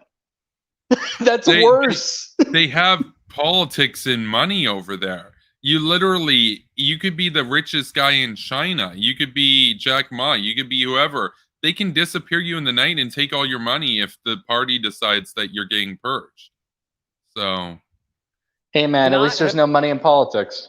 No money in politics, man. There's just murder in politics over there. So have been able to carry out the largest scale poverty alleviation in history. That's a meme. That's a total meme. Going from $1.75 to $2 a day is not some incredible thing. Come on, man. Blatantly cherry picked. It's a meme. It's a total meme. Well, I mean, per capita, man. Yeah, they rose. I mean, look at those wages. We've gone over this before. We've gone over. I mean, they had a poverty line, man. It's just like every nation has a culture. Every nation has a poverty line. Well, they got lifted out of it, man. It looks like everything's okay. Except compare that standard of living to anything that we would consider remotely acceptable standard of living that we have in Western nations. Exactly. You're not going to find that in China. Own their political system. How juvenile. And the largest scale poverty alleviation. Also, I love like the idea that somehow like GDP and all this, that's like the end all be all. India has a lower GDP per capita than communist China. I'd rather live in India than communist China. So, like, as if money means everything. I'd rather be an average person in India than an average person in communist China. So, I mean, the nation, man, the nation has money. Shouldn't that make you feel good enough? You're in the nation. Yeah, Xi Jinping has a swaggy limo. So. And he's your leader, so there you go. Shouldn't you feel better about yourself and your shitty life? I guess. In abject poverty? I guess. I mean, wouldn't it be cool to have your leader be a billionaire like Xi Jinping? So. Good point. In history, aren't you interested in progress, China? Take a page out of our book. Here in the U.S., we're getting ready to kick millions of Americans out of their homes. Wait, they have ultra eminent domain over there. So whenever they want to build a skyscraper or something, they just literally demolish everybody's houses and kick them to the curb. Look at what they did with Shanghai. All those skyscrapers that were built, like all those people got forced out of their homes were demolished and they got nothing. They just became homeless. So don't focus on that. Government focus will on the US. defend them against landlords during a pandemic. And this, despite the fact that there are over 17 million vacant homes in the United States. Now that... hold on a second. China's notorious for ghost cities. There's a city called Oros, or Oro over in China that's the size of Vancouver, and it's unoccupied. And it's just in the desert. It's going to waste. They built it as a planned city and nobody came to live there, and it's a mess. I mean, there are probably more vacant homes in Inner Mongolia in China, just in one province, than there are in the United States in total. China's notorious for artificial supply of housing, artificial demand, all that bullshit. And why do they even build these cities? It's because they've got to meet their concrete quotas and their construction quotas to get their GDP numbers up. So they just build random shit in the desert that nobody actually wants to live in, and then they let it rot and decay. But they met their 5-year plan, so those party bosses get their bonuses. Come on, dude. He's not going to talk. Look, the video's almost over. He's not going to mention the vacant homes in China. The party literally just builds tens of millions of units of housing in the middle of nowhere that nobody actually needs, and then let them decay when they could have done something for the people where they were. So that's kind of the amazing thing about content like this is every point, because the entire premise of the video is let's excuse China and let's use this as an opportunity to shit on the United States. But every example he brings up from the US, we can point out a worse example in China. So yeah, it doesn't work. It's not even close, because those ones that are vacant in the United States too, they're vacant because people maybe they haven't found somebody to rent it yet, or maybe they bought it as an asset that they hope will appreciate. Maybe that's their investment sort of thing. Maybe it's speculative. But the point is, somebody's actually using it. It's generating value for somebody. Somebody with money bought it, and that was a real demand. In China, the government just takes huge amounts of resources, puts in the middle of nowhere to get their GDP numbers up, and then lets it literally rot and decay into a road.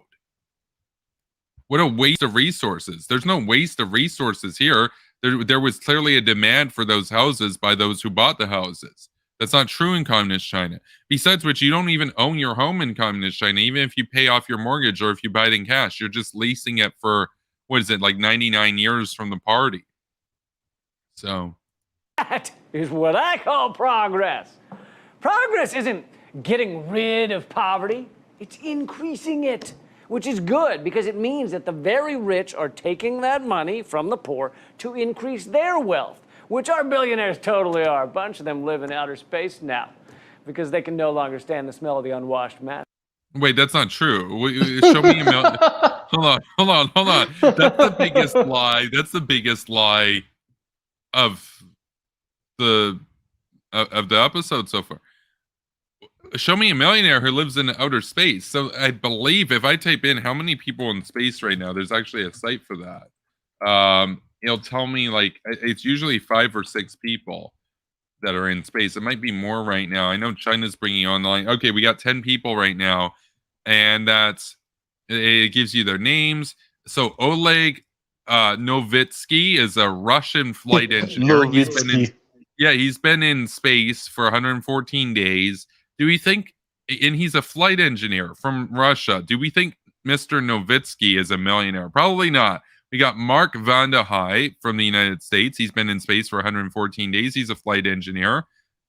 Do we think Mark's a millionaire? Maybe. I don't know. Probably not, though. We got Pyotr Dubrov from Russia. He's another flight engineer, 114 days.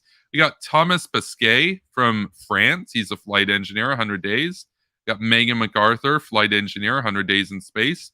We got Shane Kimbrough, 100 days in space, flight engineer. We got Akihiko Hoshide, 100 days in space. He's a commander from Japan. And then aboard the Chinese one, we got Ni Haisheng, 45 days, commander. Liu Boming, flight engineer. And we got Tang Hongbo, flight engineer, 45 days in space. Those are 10 people. They're the only people in orbit, the only people in space right now. Of the 5 billion people in the world, only 10 of them actually reside in space at the moment. Are any of those people millionaires? I would actually be surprised if any of them had a net worth over $1 million. They probably make like the equivalent of around $70,000, $80,000 a year roughly in their respective countries, and probably spend like $50,000 a year of that or more. So probably not millionaires. So, hey, look, man, they've got $1 million view. Well, that's true. That's true. But like, look, consider this. Consider this right now. Elon Musk is on the ground. Shane Kimbrough is in space. So is Shane Kimbrough a billionaire? Probably not. Probably not. Is Elon Musk? Yes, but he's not in space. So what do you fuck? They live in space. I want to go back. So I just listed to you every human who's in space at the moment. And now let's see what Lee has to say. It, which is good because it means that the very rich are taking that money from the poor to increase their wealth, which our billionaires totally are. A bunch of them live in outer space now. A bunch of them. There are 10 people in outer space. And by the way, none of those people actually technically live in outer space. They're on missions on the International Space Station, 6 of them or 7 of them, and on the Chinese Space Station, 3 of them. They don't like live there. That's not their address per se. They don't have a house. They're on a mission. That's like saying you like live in Afghanistan. A car. Like you live in a car on your way to work or something. It's like, it's a mission. Yeah. Oh God, Lee, come on. I love how much because they can Jeff no Bezos smell the unwashed masses. Jeff Bezos spending 15 minutes in space absolutely broke these people. What do you even say to that, man? Well, Fidel Castro says it's called hyperbole. You should learn it, Kevin. No, it's called cringe, bro. It's called You've lies. already learned it. You've already learned it, Castro. So, Unbelievable. So we're gonna have to go to an intermission right now. That was ridiculous. So be back in 5 minutes or so. So stay with us, everybody. Thanks for Wow. tuning in.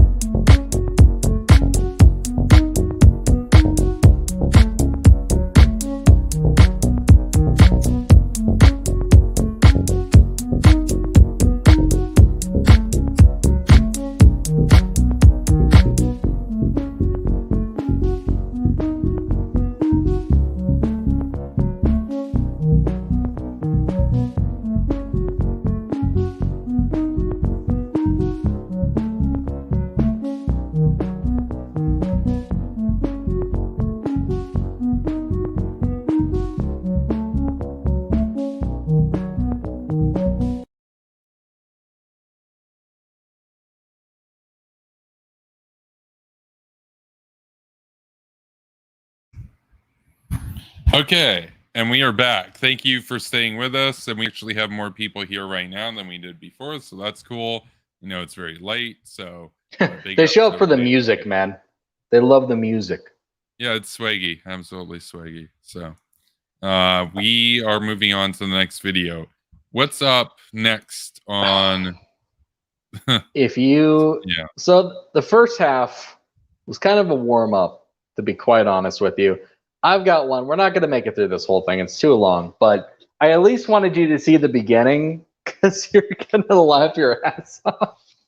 Title of this video is Unconfirmed Leaked Russian Documents Prove Putin Behind Trump's Rise. I forgot to do the alert. I forgot to do the alert. We're going to have to do the alert.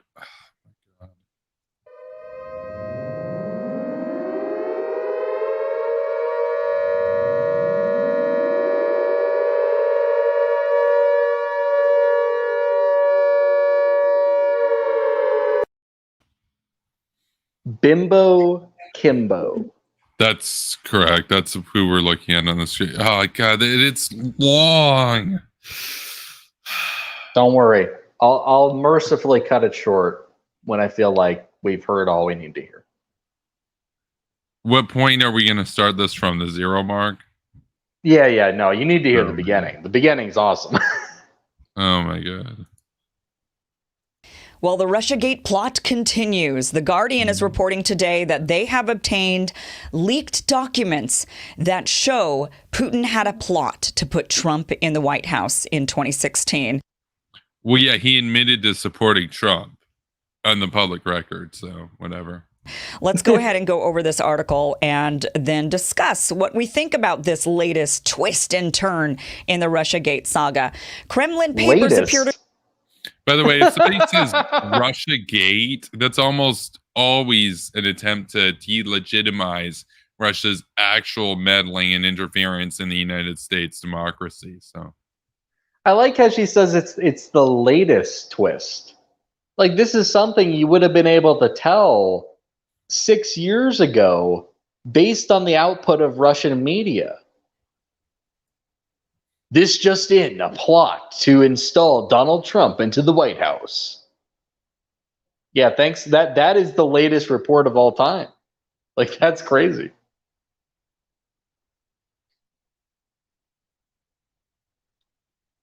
Show Putin's plot to put Trump in the White House. The Guardian reports Vladimir Putin personally authorized a secret spy agency operation to support a, quote, mentally unstable Donald Trump in the 2016 U.S. presidential election during a closed session of Russia's National Security Council, according to what we assessed to be leaked Kremlin documents. So they're showing that they have obtained these documents that are essentially the minutes of a meeting that happened in the Kremlin. It was the Security Council, the National Security Council for Russia, getting together, and these high officials in Russia were plotting to put Donald Trump in the White House in 2016. Says here, the key meeting took place on 22nd of January, 2016. The paper suggests with the Russian president, his spy chiefs, and it's repetitive. It's she doesn't bring repetitive. She doesn't bring anything to the table. So her reading from the article is a meeting took place between Russia's National Security, Advisory Board or whatever. Yeah. And she's like, the National Security team for Russia met up. And it's like, well, yeah, you just said that. Yeah, no, Reece, I have some thoughts on that. I'm going to say, basically, well, actually, I only really have one thing to say. I think it's repetitive.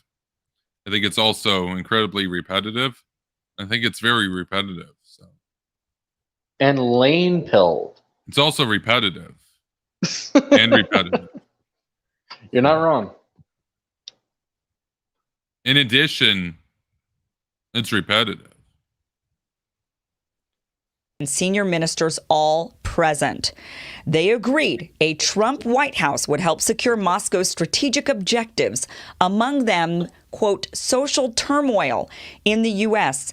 and a weakening of the American president's negotiating position.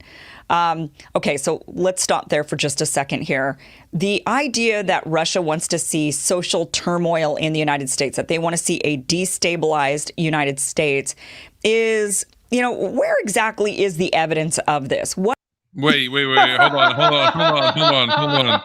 on. Foundations of Geopolitics was assigned literature to their senior officer staff in Russia. And what's Dugan talk about there? He talks about how Russia basically needs to use memes and division in the West because Russia doesn't have the military means to actually fight a war with the West.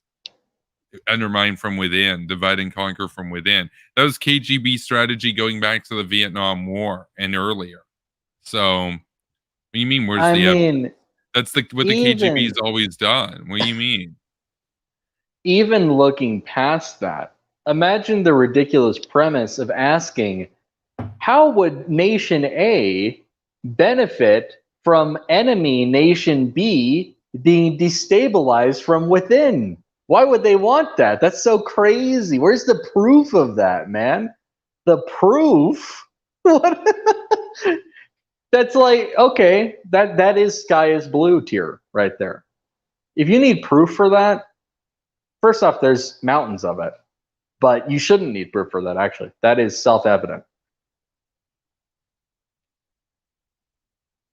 This is what they're at. This is what they have to do for Russian apologetics, is to play dumb and be like, oh, why would they want this? Why would they want to destabilize America? It doesn't make any sense.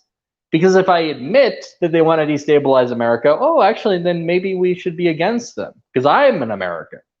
Uh-oh. Whoa.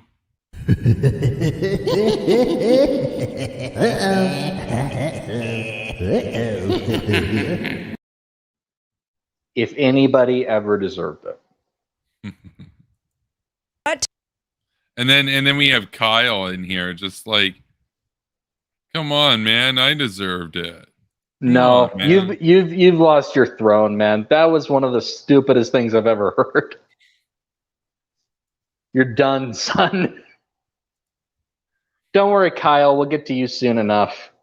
You douche. Sort of benefit would Russia have in destabilizing the United States in this way? Now, I understand if Russia's objectives were something like stopping the U.S. expansion of NATO. Oh, come on. You know what's a really great way? You think Russia's only interested in stopping the expansion of NATO? I got news. The Kremlin wants to destroy America. It's not just about stopping the expansion of NATO. They want to destroy NATO. That's what they wanted to do since NATO was founded in 1949. I've got a... You know what's a great way to stop the expansion of NATO? Chaos at home for the United States. Yep. And destabilizing the highest office of the land and installing somebody who goes against the grain and is a loose cannon and isn't really on board with any of that variety of militarism. Someone who is not willing to diplomatically get along with America's allies and constructively push them in the direction of being more pro-NATO than they should be. See, that's the thing. There may have been some legitimate criticisms mixed in there, but when Trump was talking about these nations not paying enough to NATO, it never came across as pro-NATO. He would constantly throw NATO nations under the bus, rather, and say, yeah, we wouldn't go to war for them. We wouldn't risk ourselves for them. Are you kidding me? But that's the entire point of NATO. You have to. If a NATO nation is attacked, NATO as a whole is mobilized. So it always felt, when he talked about NATO, like it was a drag, like it was a second thought. It was something he wasn't totally invested in. And he was more just so complaining, why do we have to pay so much? They need to pay more. They do need to pay more, a lot of these other nations. The problem with that is now you have this situation where they don't want to work with you at all. Yeah. And they're pushed toward working with Russia. Uh-oh, but why would Russia want that? Russia gained so much over the last couple of years. It's almost incalculable. But why would they want that? It's almost like if you have chaos at home and you have every politician then has to campaign on filling potholes, there's not going to be a whole lot of missions abroad and working with NATO.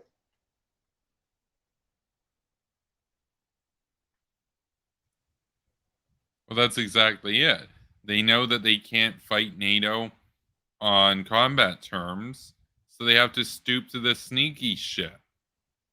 And we've got losers here that are blind to it, that say, "Oh, they can't even recognize what Russia's even doing." Well, yeah, That's as how evidenced by this. successful. That's right. She doesn't work in Russia. She works in the West.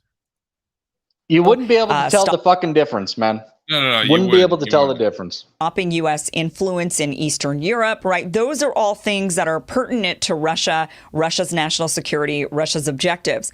But the idea that Russia, in this sinister foreign nation plot, is looking to destabilize and create social unrest in the United States, it's a bit far-fetched.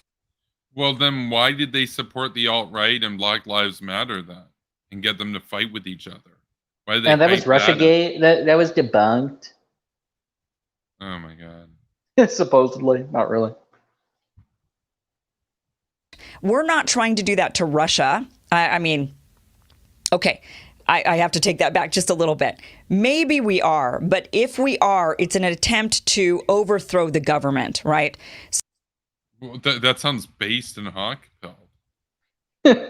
She was like, wait a minute, I'm going to get a bunch of shit for this. Of course we're trying to destabilize Russia, but Russia couldn't possibly, in response, be trying to destabilize us. By the way, we're doing a very bad job of it. If you wanted to actually destabilize Russia without doing a war, you would drill as much oil as possible and gas as possible in Canada and the United States, and you would ship it to Germany and other countries in Europe for cheap, and then bankrupt Russia because that's where they get 2/3 of their revenue.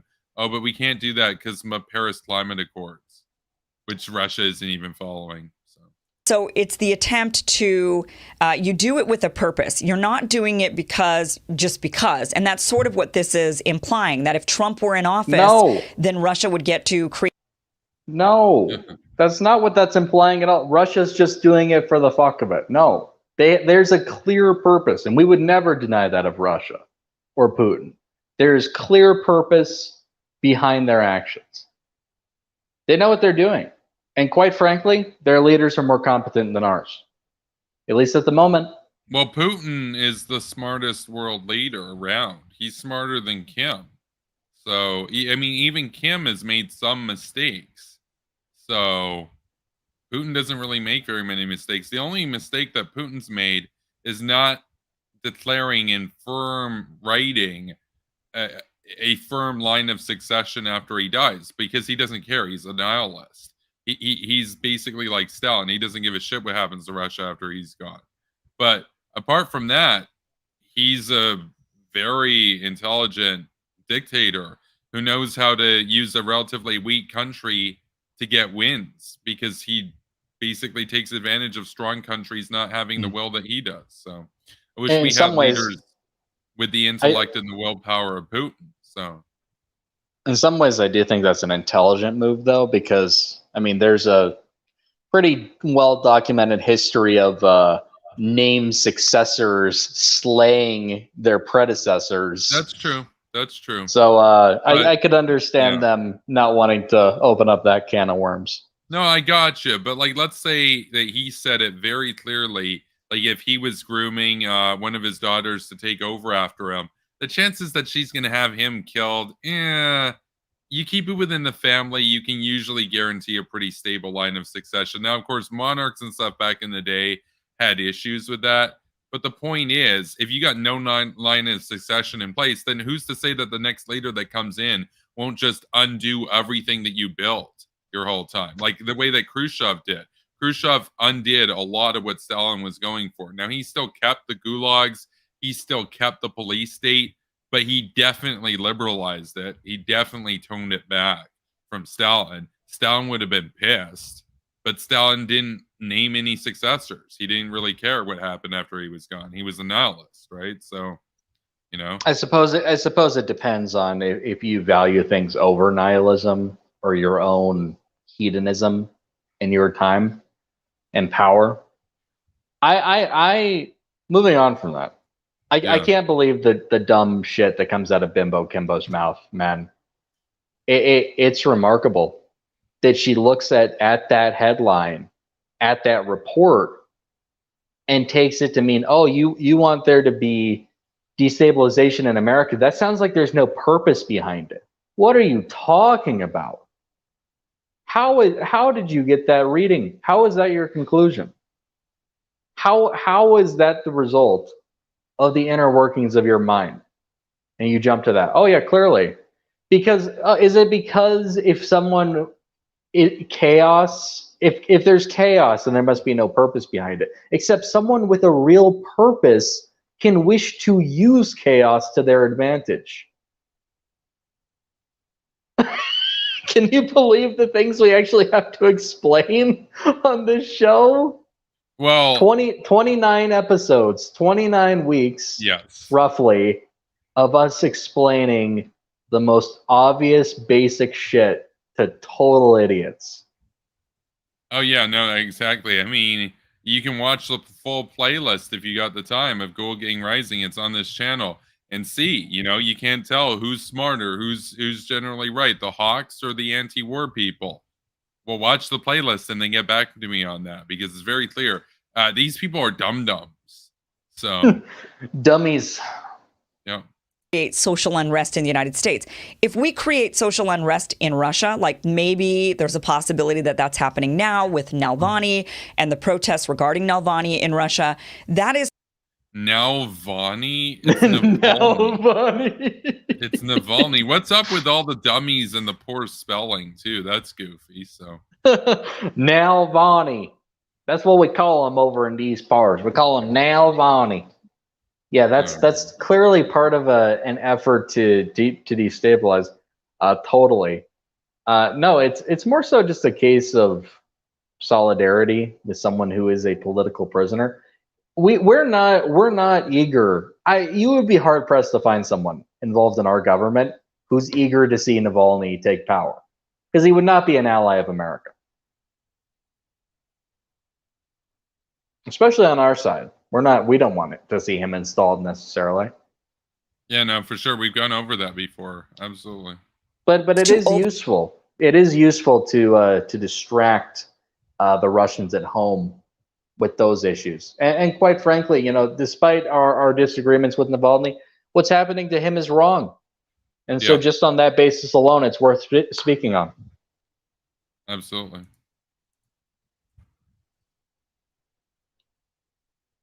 Overthrow the government.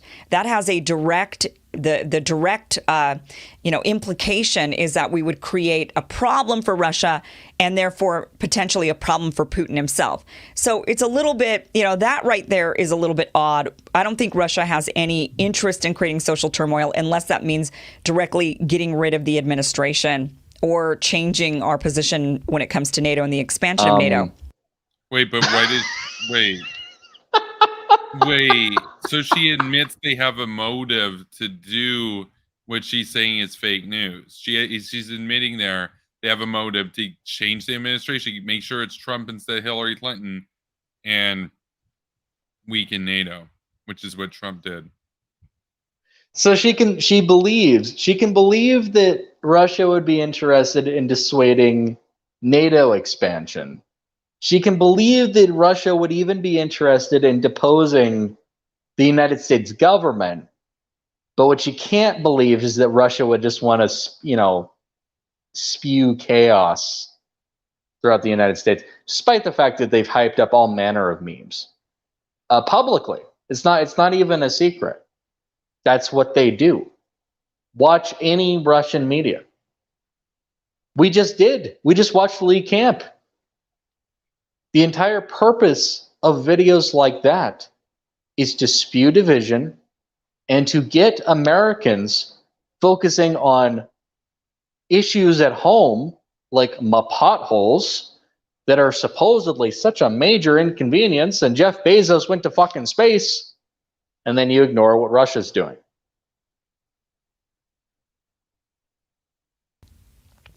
Goes on to say Russia's 3 spy agencies were ordered to find practical ways to support Trump in a decree appearing to bear Putin's signature. Ooh. By this point, Trump was the frontrunner in the Republican Party's nomination race. A report prepared by Putin's expert department recommended Moscow use, quote, all possible force to ensure a Trump victory. Now, look, that is not unbelievable. It is probably the case that Russia was, in fact, hoping for Donald Trump to win. We know they hated Hillary Clinton. Probably. So he admitted, if Vladimir Putin admitted that he supported Trump when he was asked, so. Like, this is where independent media is, folks. She's like, yeah, probably. They probably would have wanted that. 2021, bro. They probably would have wanted him to win. Probs, bro. Probs. It's like asking, who would Stalin have supported? Fidel Castro or Ronald Reagan? Well, he probably would have supported Castro. Yeah, you know, yeah. When you think about it, yeah, no, that makes sense 6 years later. Yeah. So to them, nearly anybody would have been better than her. Putin and Hillary had a long history of really, they had a bad relationship ever since Hillary Clinton sort of hinted at ousting Putin. Yeah, because she's based in Hockfield. She found a way to blame it on Hillary. Yeah, I wonder why she wanted to oust him. He's an autocrat. But we're gonna blame the toxic relationship on Hillary Clinton. Okay. Good Lord. She made some comments that threatened him, that threatened the stability of Russia, and ever since then there was some beef between the two. So yeah, you know what? I bet Russia absolutely wanted Trump in the White House. In fact, no, but he admitted to it. I bet. Really? You just figured this out, Kim? You just figured it out. Okay. By the way, Trump's no longer president, just for a reference point. For anyone watching this in fucking 50 years, Trump is not president anymore. And Bimbo Kimbo's like, well, you know, probably. I bet. Yeah, man, Putin, yeah, he didn't like Hillary. I mean, she said some mean things about him. I bet Putin liked that Trump guy. I think he wanted him over Hillary. Yeah, thanks a lot for this insightful commentary. Man, I'm learning a lot right now, Reece. I didn't know. I was in the dark, man. Yeah, my eyes have been open. Every single country. Bro. She made some comments that threatened him, that threatened the stability of Russia, and ever since then there was some beef between the two. So yeah, you know what? I bet Russia absolutely wanted Trump in the White House. In fact, every single country on earth, my guess is their government officials have a favorite when it comes to U.S. elections. We know that U.S. elections have huge implications for the entire world. Countries all around the world are watching our elections. They're wondering who's going to be next because it matters to those people in those back to a fuck America. Yes. Countries. So I'm positive that every single nation on earth, yes, their government leaders got together. Them, man? How could you blame them for having a favorite? I mean, the U.S. has so much disproportionate power and impact. And oh my God, what a face we paused on too. Bro. She looks spooked. Deer in headlights, man. She looks spooked. She looks spooked. Dude, how is this commentary? How does this pass for commentary? No, she's another one of these goobers vying for the goober of the year, dude. She's up there, man. We'd cover her more, but her fucking videos are so goddamn long. They're so long. We're 20% through this. Yeah, no, we'll do a few more minutes and then we're moving on because there ain't no way, man. Ain't no way. And said, this is who would be more favorable to us as a nation if they were in office in the United States. She also sounds kind of serious as she's saying this too, but she's saying a bunch of goober nonsense. So A bunch of like basic bitch 101 fucking self-evident obvious. did you guys Thanks a know lot. that Putin preferred Trump to Hillary? Maybe, probably. Everybody's like, yeah, no shit. Why would he support Hillary? The difference is Yeah, we that don't would then be go a around. twist. Can you That would be a imagine that? twisty twist. That would be a twisty twist. He's like, oh yeah, I support Hillary Clinton. When Trump was here, he was obnoxious. He, he peed the bed in the hotel. We don't like him in Russia. We're going to support Hillary Clinton. That's some Accusing all of 5D those nations chess. of somehow meddling or instilling a Manchurian candidate or somehow interfering in our elections in some way, right? We just say, well, everybody's got an invested interest that in the American. dismissal too. Manchurian candidate, as if it always needs to be so extreme. And that can be hyperbole too. No, it doesn't. It doesn't need to be like that. It doesn't need to be. Yeah, we shipped in a Russian to run in the election. Yeah, we shipped in Navalny, Alexei.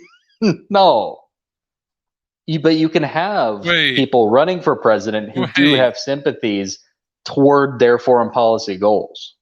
Who the hell is Navalny? You mean Sorry, now? Navalny. Navalny, man. Navalny. Yeah, no, not Navalny. Navalny. His evil twin, Navalny. Which sounds distinctly less Russian. Navalny, man. He's got a van, man. Navalny. Yeah, it just sounds goofy. He has a van. Election. My guess is, if I were a betting woman, that China had a more invested interest in Joe Biden becoming. Beijing Biden. She did the meme. He literally did the Buy America First thing. Now, don't get me wrong. He pulled out of Afghanistan and all that shit that's going to help China. But, oh my God. No. Let's be real about something. Credit where credit is due. I gave Trump credit for killing Soleimani and pulling out of Obama's stupid Iran deal. I'm going to have to give White Flag Joe some credit right now. White Flag Joe Biden's actually been more protectionist on China than Donald Trump, even though Donald Trump ran on being protectionist on them. So you have to give him some credit on that. Joe Biden actually has been protectionist.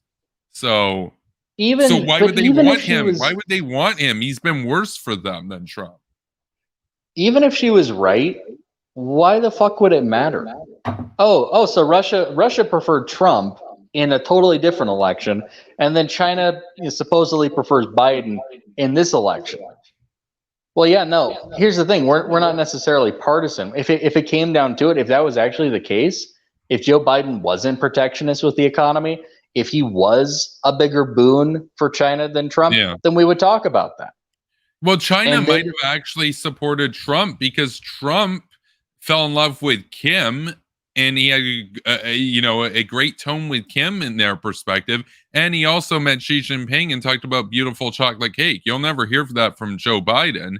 I mean, for all of Trump's tough talk on China, he really didn't go anywhere near far enough with the trade war. Now, it's not like he didn't do anything. He did do the trade war, but he never explicitly mandated that the government buy stuff from America first, for example. So no. And Joe Biden did. So a lot of it was just kind of memes. But Winnie the flu. At the end of the day, though, China viewed both Trump and Biden as an enemy. But I think they're more worried about Biden than they are worried about Trump. But oh yeah. But take a step back. Hold on a minute. This video is about Russia. Why are we talking about China? And why are we equating the two? Oh God. Here's some video. It's a Kyle video. Here's some news to Bimbo Kimbo. China and Russia do not have the same foreign policy goals. They're actually very different nations, believe it or not.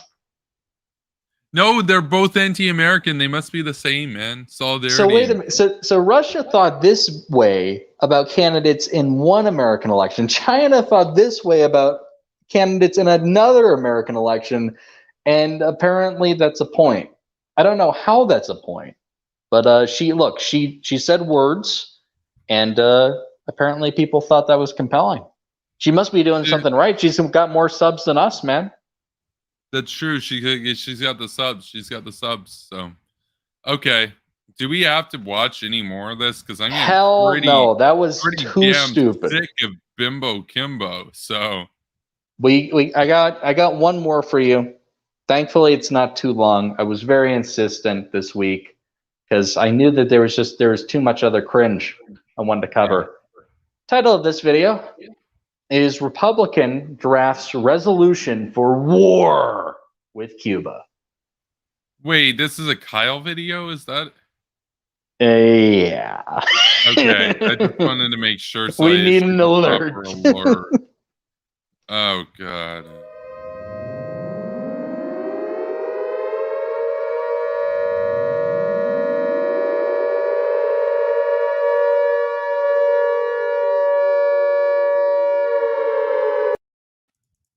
So this is something that probably should have gotten more coverage. Honestly, we needed to play the alert 10 times, really, realistically. And it's 6 minutes and 30 seconds long. So this is what we're going to be doing for the next hour, everybody. Hey, look, consider yourself very lucky because I could have picked a 10-minute or a 12-minute video. Oh, God. I picked the shortest one I could find on foreign policy. Now, this is being reported by Ryan James Gerdusky. And now this guy is a conservative. Vile Kyle? How have we never said that either? So, yes, last time we had the Kremlin Gremlin. Tonight we've got Vile Kyle. Both extremely accurate. That's right. He's like, yeah, I get all the good nicknames. I'm swag. I'm swag, man. I'm the MVP of Ghoul Gang Rising, man. That's right. I'm the most valuable goober. Goober. I MVP. would be surprised if he didn't win Goober of the Year. I mean, how do you challenge that ranking? No, but think about it. Imagine we're all just like, yeah, it's probably going to be Kyle until the last episode before we do the goober thing, and we have somebody who makes Luna Oi look like a neocon, and we're just like, no, we gotta give it to them. We gotta give it to them. So they haven't come along yet, but you know, W.R. Winter said, well, one day there's going to be a dude who makes Haas look normal, and W.R. Winter was right about that, so could happen. So what he's reporting on here, Representative Alex Mooney, Republican of West Virginia, has drafted a resolution to give President Biden the ability to use the War Powers Act to deliver aid to Cuba and create a safe zone in the country. So the title of your video is already misleading. But that's too hawkish. Even having a safe zone to properly distribute aid and not have it go through the extremely corrupt and all-controlling government. That's too hawkish. He titled the video, hold on a second. He titled the video, Republican Drafts Resolution for War with Cuba. That's a declaration of war, apparently. This is a and there's declaration those pesky of war powers. This is that you know what that's called. You know what that's called, right? That's called clickbait, Kyle. That's another one. That's clickbait, Kyle Kulinski. Triple K. Clickbait, Kyle. And he's so smug. No, that's clickbait, Kyle. You know, he's like he's just a smug Kyle. Of course, he'd be clickbait, Kyle. Got him. I got him to click, man. I got my views. Well, I mean, in fairness, hey, man, dude needs views. Look, you see what Jimmy did to his subs? Uh-oh. Oh, low blow. I mean, his views have been down like 70% in the last month because of that. Your views are down, Kyle. Try harder. Clickbait harder. In the country. All of his titles are clickbait. For those of you... No, I'm just imagining he gets desperate for views, so he starts uploading, like, he'll still have these videos, but then he'll also have, like, top 5 never before seen hacks in Fortnite. And it's just spam. It's not actually true or anything, but it gets views. It gets like millions of views of like, you know, kids and Zoomers and stuff just being like, what is this? And you're like, oh, okay. And it's just Kyle. Basically, what he's doing is he's like, oh yeah, if you go to this link at like big follows, you can get like all these hacks and stuff. And you're like, well, okay. Big follows. I guess that's what Kyle's career has come to. You might be like, that's crazy. How could that happen?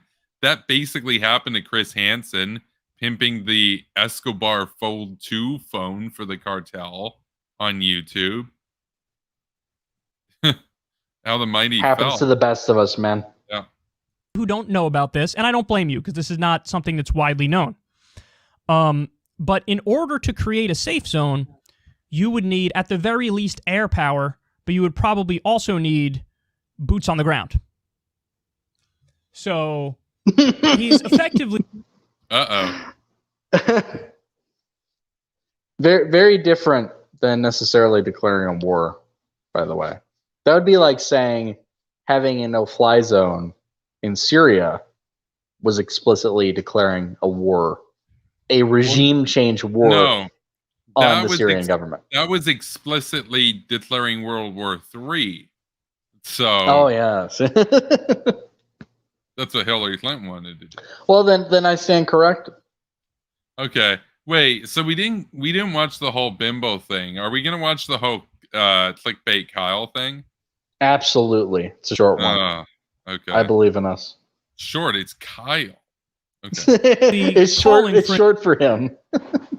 I mean, at least have an interview clip at the beginning so it takes up runtime. No, it's all Kyle. An invasion of Cuba. That's what he's calling for. So the authorization for use of military force against Cuba, in their words, would be to ensure the delivery of humanitarian aid. And the goals would be, number one, ensure the delivery of humanitarian aid to the people of Cuba, including but not limited to food, water, and medicine. I'm going to get back to that in a second. Number two, create a safe zone in Cuba. Don't talk about the embargo. Please don't talk about the embargo. Yeah, he's also probably going to do how Cuba has a better medical care system with medicine than everybody else too, and literacy rates. For the Cuban people to safely receive humanitarian aid. And number three, prevent humanitarian aid from being stolen by the Cuban government or its forces. Okay. So. Well, that all sounded base, but let's see what Kyle thinks about it. But not the way he said it. He just tried to rush through it like, oh yeah, humanitarianism, I doubt. Press X to doubt on that. That's imperialism. To the first point, all you have to do is lift the embargo, and then they would get food, water, and medicine. That's all you have to do is just lift the embargo, and they'd be fine. All you have to do is allow them access to your markets, despite the fact that they're a repressive nation. Just treat them like any other nation. Hey, come play ball with us. That's fine. You, government of Cuba, engaged in a crackdown right now. How about you enrich yourselves a little bit more? That'd be awesome. I'm sure there'll be so much humanitarianism after that. I'm sure the people will get all the help they need.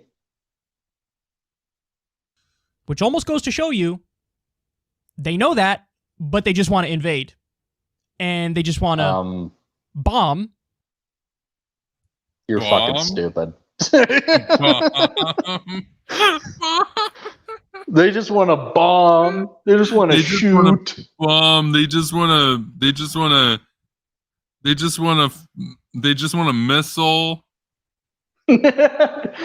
want to punch. They just want to smash. They just want to break. Don't we all? Don't we all, man? Yeah, they just want to break. Bro. Yeah, so this is when Kyle tries to play psychiatrist and say, actually, they say they want humanitarianism and want to help the people. I think they just want to kill people. I think that's what they want. I think everyone in the government is a Captain Planet villain. Wait, it's like you, Reece. You just want to bomb brown people. You're hawkish. You love bombing people, right? That's right. That is correct. How did you figure me out so quick? I don't know. It was on your Twitter cover profile or whatever before you changed it to like brilliant but lazy. Oh, that's right. He loves to bomb people, man. He's hawkish. He loves to bomb people. That was the meme. who called you that, by the way? That was some total nobody. I don't even remember. You know, like you say that, like, how am I supposed to remember all the losers? Yeah, there are a lot of losers. They're countless. I don't know. Yeah, losers and boozers. And they just want to overthrow the government. That's what it is. Because if you Well, that actually would be cared good. about, we need them to get food, water, and medicine, all you would do is lift the embargo. That's it. Instead, they want to create Even if that's just what they wanted, even if it was like totally divorced from any kind of humanitarian concern, and it was just a game of state interest, and oh, this is a government right on our doorstep that's opposed to us. Actually, deposing that government objectively would be good for humanitarianism. Bingo. Next. You're done, son. That's right. safe zone, which Like, requires listen to what he tries to deploying make U.S. sound forces bad. there. Oh my God, they want to bomb and they want to invade and they want to depose the Cuban government. Well, And this they guy want to break. might. And they want to break. Kyle, you got nothing to worry about, man. That's not actually going to happen anytime soon. Don't worry. Your precious Cuban regime is all safe and sound. I love that quote. He's hawkish. He loves bombing, man. He should have said bombing kids. That would have been better. Yeah, bombing kids. Come on, man. No, he's hawkish. He loves bombing puppies. Just make it even more over the top. Only puppies, explicitly puppies. If there's any kittens in the way, that's a waste of a bomb. Give them food, water, and medicine. But so you want to keep the embargo in place, but have the U.S. invade and then give them food, water, and medicine? I mean, that makes absolutely no sense. It's too complicated for small Kyle Blaine. All the clickbait Kyle Blaine. Dude. Yeah, Oh how can you want to help the people if you don't also want to enrich the government that's cracking down on those people? Unbelievable stupidity we're listening to right here, folks. Yeah, but it is believable. It's Kyle. What else would we expect from Kyle?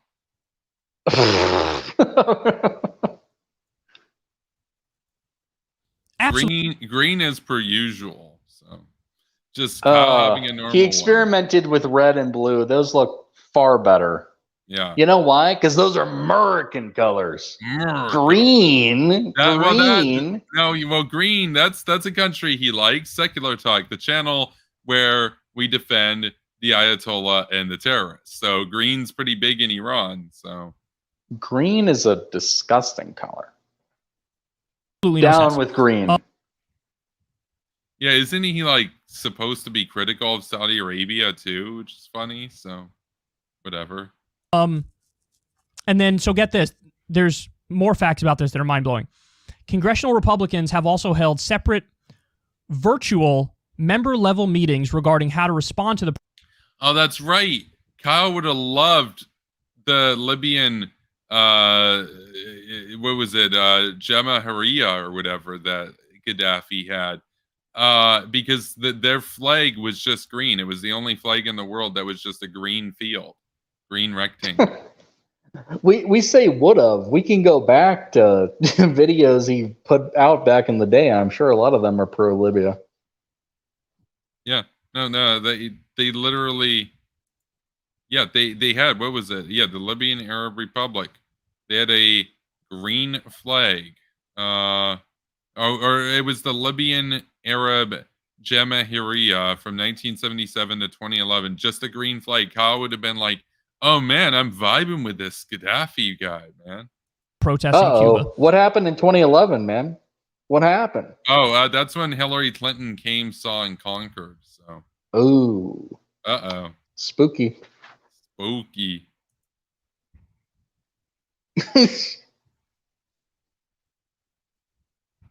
And I've invited representatives of large corporations to them. Wait, hold on. What was that? Hold on. Spooky. Hold on. See, spooked, dude. Oh, God. And I've invited representatives of large corporations. Okay, that's a highlight clip thumbnail right there. Bruh.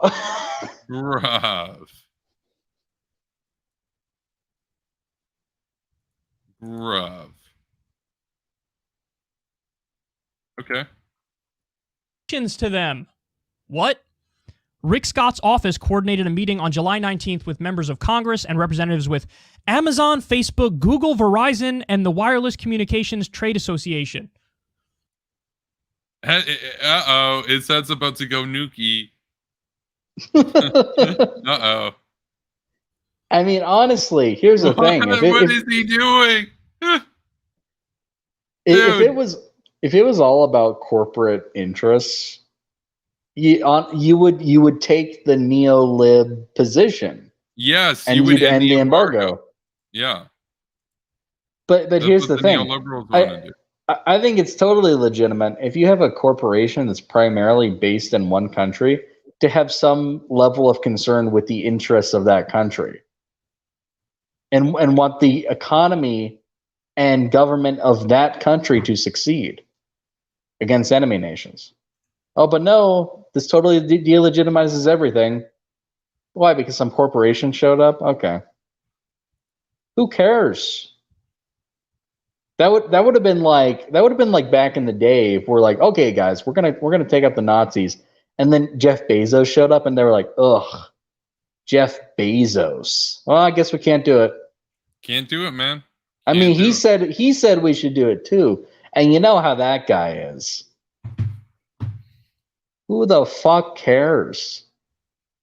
What the fuck? So you know what they're trying to get? They're trying to get them to, set up internet or something so that they could send the messages to the Cuban people. See how much.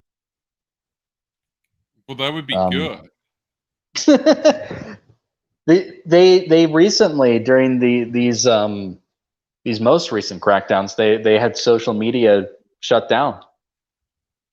Yeah. They don't have information coming out of Cuba. Any information we saw was people on the news being arrested while they were being interviewed. That's right. So, support you have in America for you to overthrow the government, so please go ahead and overthrow the government. Yes. Okay, so that's good. There's another thumbnail. Like, imagine this. You have this dude sitting on a mountain of blood money, mocking the plight of people who are currently being repressed and having their freedoms and liberties taken from them, what little liberty they had, even more recently. And he's just like, yeah, he's just mocking. Like, this is Max Blumenthal putting the bag over his head tier. What the fuck? How is this acceptable? Every comment on this video should be, you're a disgusting piece of shit, go fuck yourself. But no, it's people big upping him like, yay, go Kyle. Oh yeah, he always has like a 98% like ratio too, because he's got a almost cult following at this point. That's fucking horrendous. The Kyle cult. What a world, man. What a world. Kyle Kulinski cult, Triple K. Triple K. No, Triple Q.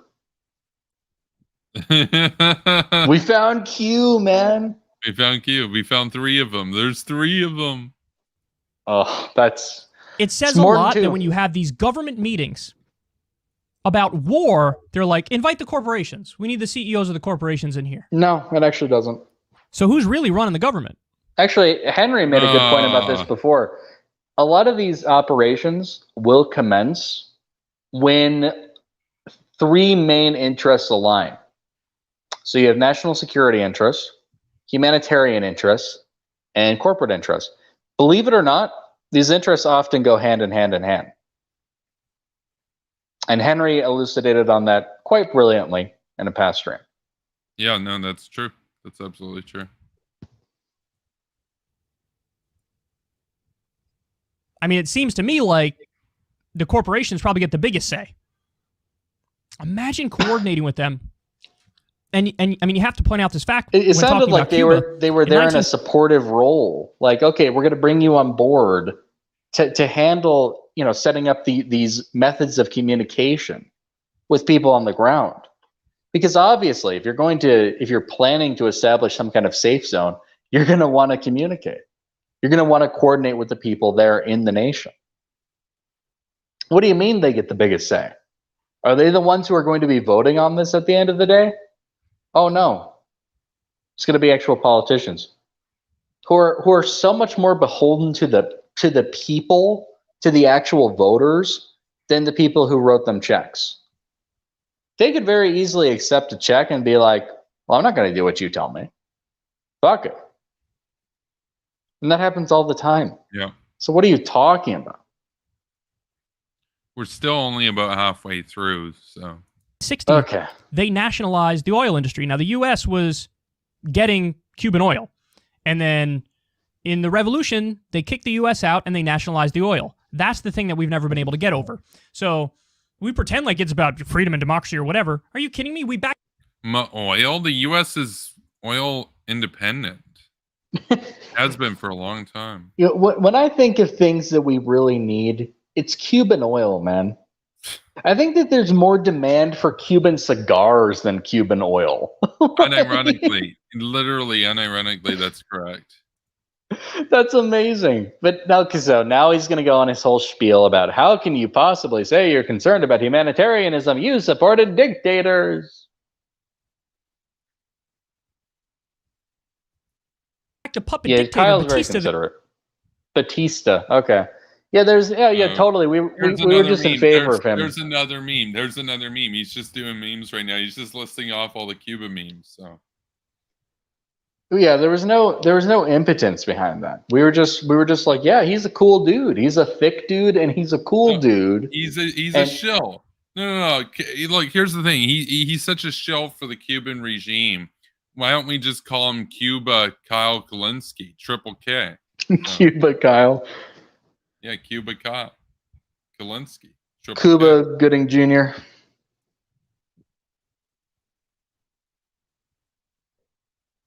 I mean, come on.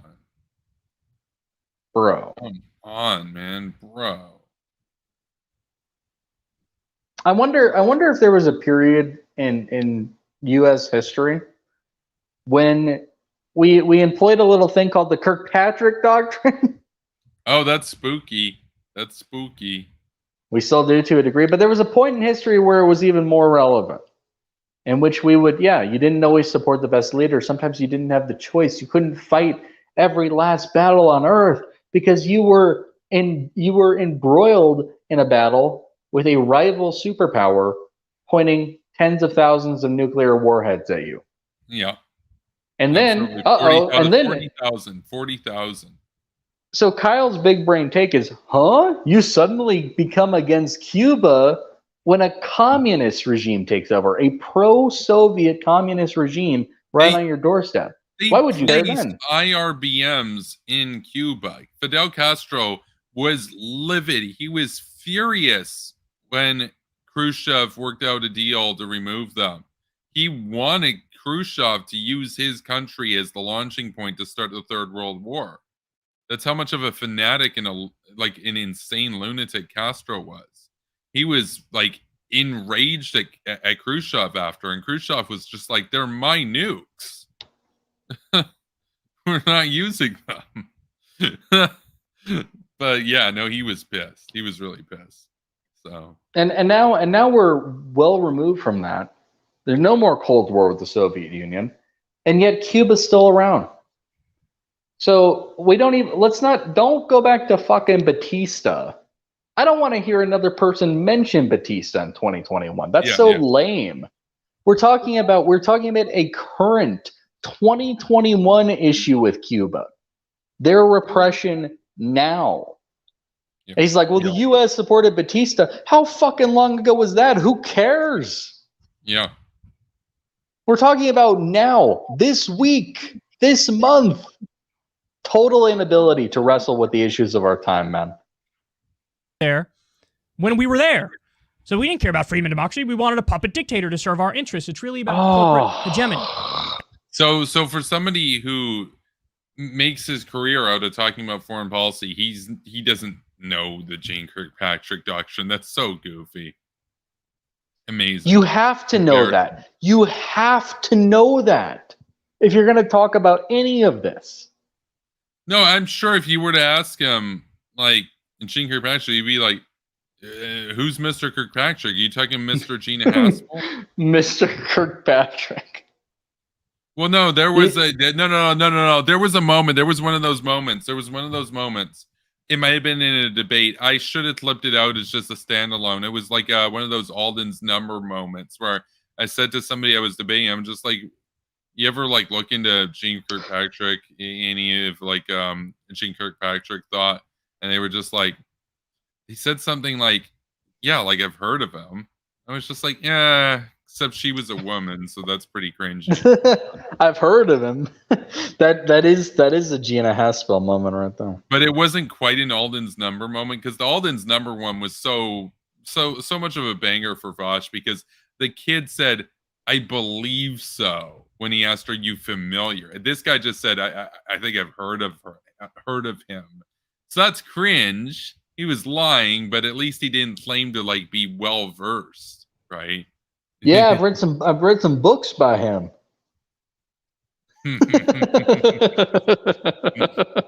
Oh man, bro, That's what it's about.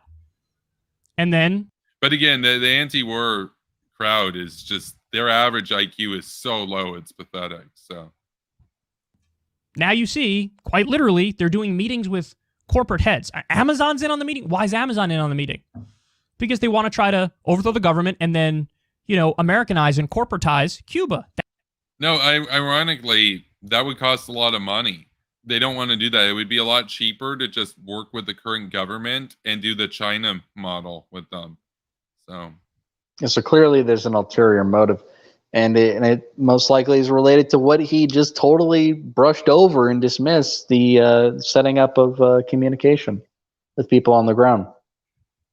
But Amazon was there, corporations were there, so therefore it's all it's not legitimate. Therefore, wrap up shop, and you can't take out Hitler. It's over. Yeah, that's the idea. We tried, guys. So if anybody, it's hard to imagine that anybody actually buys the idea that we care about helping them. And then the final point I want to make is, who cares? Guys, the intent matters up to a point. I just want to address a point from the former dictator of Cuba in the chat right now. It says, even Kirkpatrick was against George W. Bush, so you're revisionist. Hello, you can support different people who might have disagreed with each other. It's kind of like how I like Christopher Hitchens, and I also like George W. Bush, and I also like Ronald Reagan, even though I've got different disagreements with each of them. So, yeah, to say, oh yeah, Kirkpatrick was right about Cold War doctrine for the most part. We're talking about the Cold War. George W. Bush was like 20 years on from that. So it's not even relevant. It's not even relevant. So ironically, this guy's basically revising history by implying that Kirkpatrick and George W. Bush were even in the same era of political strategy. So, I mean, because George W. Bush was in a unipolar American order, Kirkpatrick, her pills were for a bipolar world where you're trying to win. And it was a fight for survival. So there's a bit of a difference there. Anyway. How did we engage in revisionism? Yeah, Zoosh is here. He says, how can I watch the Hippy Dippy show? I snuck out at work early to catch it, but Twitch kept crashing every 20 minutes. It's on Twitch. It's also on Dylan Burns' YouTube channel now. So you can watch it on Dylan Burns TV on YouTube. So it was quite interesting. I had a lot of fun. I like the Hippy Dippy show. I'm always down. to go on there. Joe I'm Lewis sure they'll like, have you on. Bring Kevin back every week. Let Kevin fly. maybe they'll take you up on that. Who knows? That was episode 35. So he's done more Hippy Dippy than this show. We got to catch up. Man. Oh, we're coming. We're coming for you, Burns. You're done, son. You're done, son. The person who drafted the resolution is a Republican from West Virginia. And he's concerned about Cubans. Well, wait.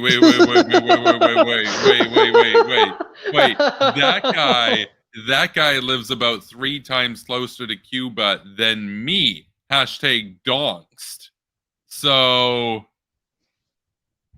but I care about Cubans. So what do you mean? You can't care about Cubans if you live in West Virginia? Wait, you can't care about Cubans if you're a Republican? Is that what we're going for? Then what the fuck is up with Marco Rubio, Kyle? That is one of the most ultra nationalist arguments I've ever heard. You know what that would be like? That would be like these people who are like, oh, AOC is helping out in Texas, but she doesn't represent Texas. Why does she care? And it's like, even if it's totally just for it's a political stunt, it's still a good thing to help people on the ground in Texas when they're dealing with flooding and power outages and shit. So it'd be like someone saying, man, fuck you, AOC, for helping. Fuck you, U.S. Congressman, for wanting to depose a retrograde government. Wait a minute. I mean, that's the elephant in the room during this video and during any video like this is he is doing water carrying for a repressive regime that has severely limited the freedoms of its people for decades and just cut social media access for them so they couldn't actually talk about the repression and unjust arrests that those people are facing. And he's like, how can you care? You're an American. I'm an American and I don't care. That's well, not all Americans are pieces of shit like you. Kyle. Hey, Lord. Dick, why not be concerned about West Virginians? No, there he goes. Ultra jingoist, ultra nationalist, America first, Nick Fuentes talking point. Dude. It's one of the poorest states in the country. And it's still like 20 times richer than Cuba. So honestly, that Mooney guy, I'm sure he's never drafted any resolutions in favor of West Virginia. Never gone to bat for his constituents once. Has he ever even talked about West Virginia? I doubt it. He's only ever talked about Cuba, I think. Hey, Kyle, you're a fucking dumbass. By the way, we'll cover a story in our next show, which is going to blow your mind. It's about there's a pharmaceutical company that's in West Virginia, and it actually gives a decent number of people a good, middle-class life. An American pharmaceutical company in West Virginia that did phenomenal work and does phenomenal work. Those jobs are being outsourced. This asshole, instead of fighting the outsourcing, instead of trying to get health care to the people in his state or higher wages to the people in his state, better jobs, instead of doing any of that, he's like, let's invade Cuba. Totally unrelated. Irrelevant. You gotta be kidding me. You gotta be kidding me right now. Bro. They don't care about you. They don't represent you. These politicians are totally corrupt and their minds are totally warped. Wait a minute. We don't know what that representative thinks about that, though. Because it was happening in the... We don't know. We don't know what he said about the outsourcing. Kyle makes it out as if he never commented on it or anything. I highly doubt he hasn't issued an opinion or had any policy related to job creation in West Virginia. So, and if he was in favor of some outsourcing that was harmful for the people, okay, we would most likely disagree with that. But that doesn't mean anything in regard to the Cuba take. It wouldn't mean that he's suddenly wrong about that. It just means, see, this is amazing too. You can have agreements with people, and you can also have disagreements with those same people. Yes. People are a bit more complicated than good and bad, right and wrong. Yep, for sure. Bro. By establishment bullshit. I have no doubt that this guy thought as he was drafting this. But Kyle supports the establishment in basically every country in the world. Like, he supports the establishment in Iran. He supports the establishment in Cuba. He supports the establishment in Russia. He supports the establishment in North Korea. He supports the establishment in Syria. He supports the establishment in Yemen. He supports the establishment in Pakistan. He supports the establishment in northern Cyprus. He supports the establishment in Belarus. He supports the establishment in Nicaragua. He supports the establishment in Venezuela. He supports the establishment in what was the other country? The other one. The other one. The other one. It's like Rick Perry, except with like 14 out of 15 that he gets right. You know. You want a red pill on this? The establishment doesn't support. Not only do they not support a war with Cuba, they don't support setting up a safe zone. Their line on Cuba is, well, we hope that the government can be reformed and pressured into doing better and treating their people better. So that's what they said. They are not going to be pursuing any major offense against Cuba. So Kyle can rest his pretty little head. The regime is fine. They'll stand at this rate. Given our level of apathy, they'll stand for another 100 years. Why not? Oh yeah, we're almost done. Let's try to get through this. Thank goodness. This is going to be popular, and this is going to be awesome. I don't know if this idiot even knows about our embargo on them. All we have to do is lift the embargo, and the Cuban people are better off. And actually, wait, he doesn't know about the embargo? Are you kidding me? A U.S. representative doesn't know about the embargo. Kyle. That's Kyle for you. I know a lot of you guys probably know this, but these guys definitely don't know this. Wait. Kyle's subscribers know, but a congressman doesn't know. No. Kyle's subscribers are dummies, by the way. So now the SOS Cuba according to Kyle, they're geniuses. They have access to everything. They see everything. In Cuba have tapered off. Now, some of that I'm sure is because the government has cracked down on them, of course. But there's huge counter-protests now. Huge counter-protests. The media is not going to tell you that. Now, again, if you want to explain... So he's talking about the people that stand in solidarity with the oppressors. Come on. You know what this is like. This is like in the United States. This is like siding with the KKK or some shit. You're like, oh, well, the KKK protested some like anti-racism legislation or some shit. You're like, oh. I wonder if in the face of protests that brought, worldwide attention to them, that the regime would galvanize counter-protests. Plus, you have people who have lived a lifetime of propaganda. I'm sure a lot of them do legitimately believe in le revolution. and they believe in what their government's doing. But that's not natural. That's artificial.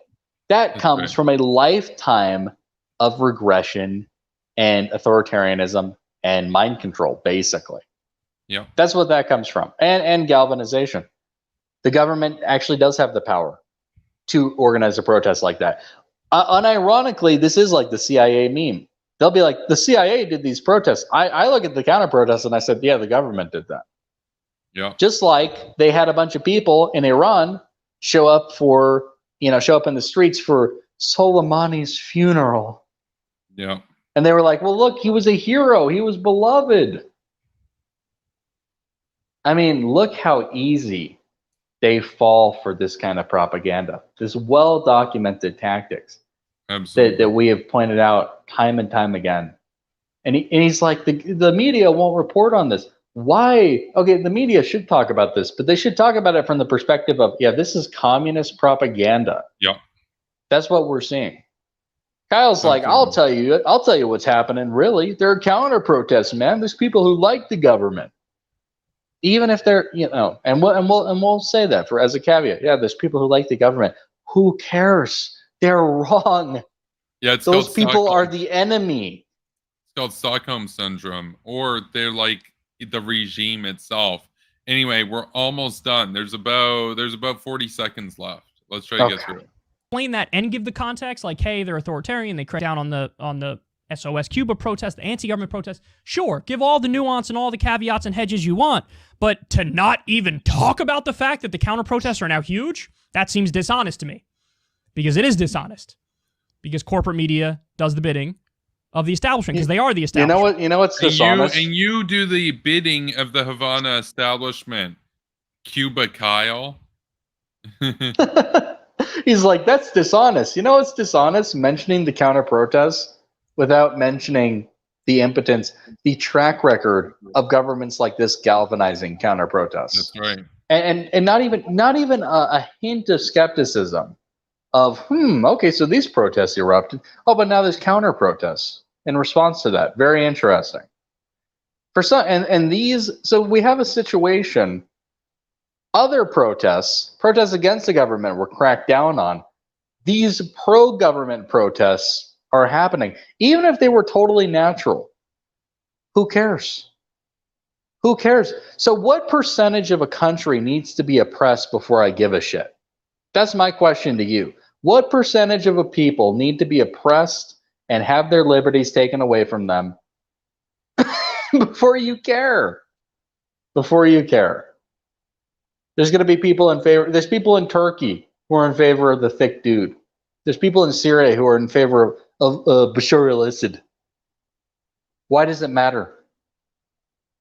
The people in North Korea, brainwashed from birth, in favor of Kim. Well, I guess they're not persecuted then. I guess they're not controlled. I guess they're not oppressed. Sometimes you can be so oppressed you have no clue. Isn't that scary? No, that's right. That's right. That's absolutely correct. That's absolutely correct. It's like in North Korea. There are true believers. There are people that have been brainwashed for decades, and their parents were brainwashed for decades. I mean, oh my God. But then you'd say, oh, well, so they support Kim. You need to take their opinion into consideration. Fuck that. And fuck Kyle. We're almost done. 25 seconds. Let's go. Let's go. Let's go. Let's flip and go. Let's flip and go. Let's flip and go.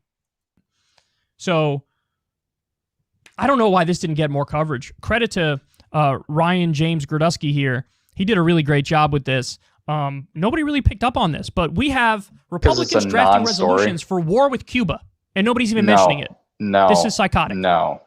Not a war. Yes, we're done. We're done. He's done, son. Okay, we're done. We're done. We're done. No one talked about that because it's a non-story that's not actually going to lead to anything. There's not going to be any air support. There's not going to be boots on the ground. There's not going to be a safe zone. Yeah, I'm done. I'm done with Kyle. I'm done. We actually got to wrap this up. I got to be up early tomorrow. I feel you. That was unbelievable cringe, and there was so much more cringe to get through, but we'll have to save that. So, you know, I like to have more than we need, just in case. I like to choose around. But as always, if you have a suggestion for a clip for us to watch, you could link me on Twitter. You can leave it in the comment section here. You could send it to Kevin, either as a tweet or a DM. All our links are down below. We do appreciate submissions, and I do make an effort to go through all of those and review them and see if there's something that would work for us. I hope everyone's enjoying the show. We are on the the second half of reaching episode 50, so it's been a journey, man, and we're gonna keep it up. Next week will be episode 30. Maybe we'll do something special for that. We'll see. Yeah, we'll see. We'll see. Absolutely. So thanks for watching, everybody. Thanks to all the new subscribers, by the way. If you want to support what I do, check me out over on Ko-Fi, PayPal, and Patreon. Once we hit $500 a month over on Patreon, we'll have 2 premieres a day instead of the 1 premiere each day. And we'll always have the daily live stream. So, again, minimum 2 videos a day every day. So, stay based, everybody. Keep on rocking in the free world. And be sure to subscribe, of course, to Spooky Nukies over here on YouTube. And you can request to follow him over on Twitter as well at Spooky Nukies.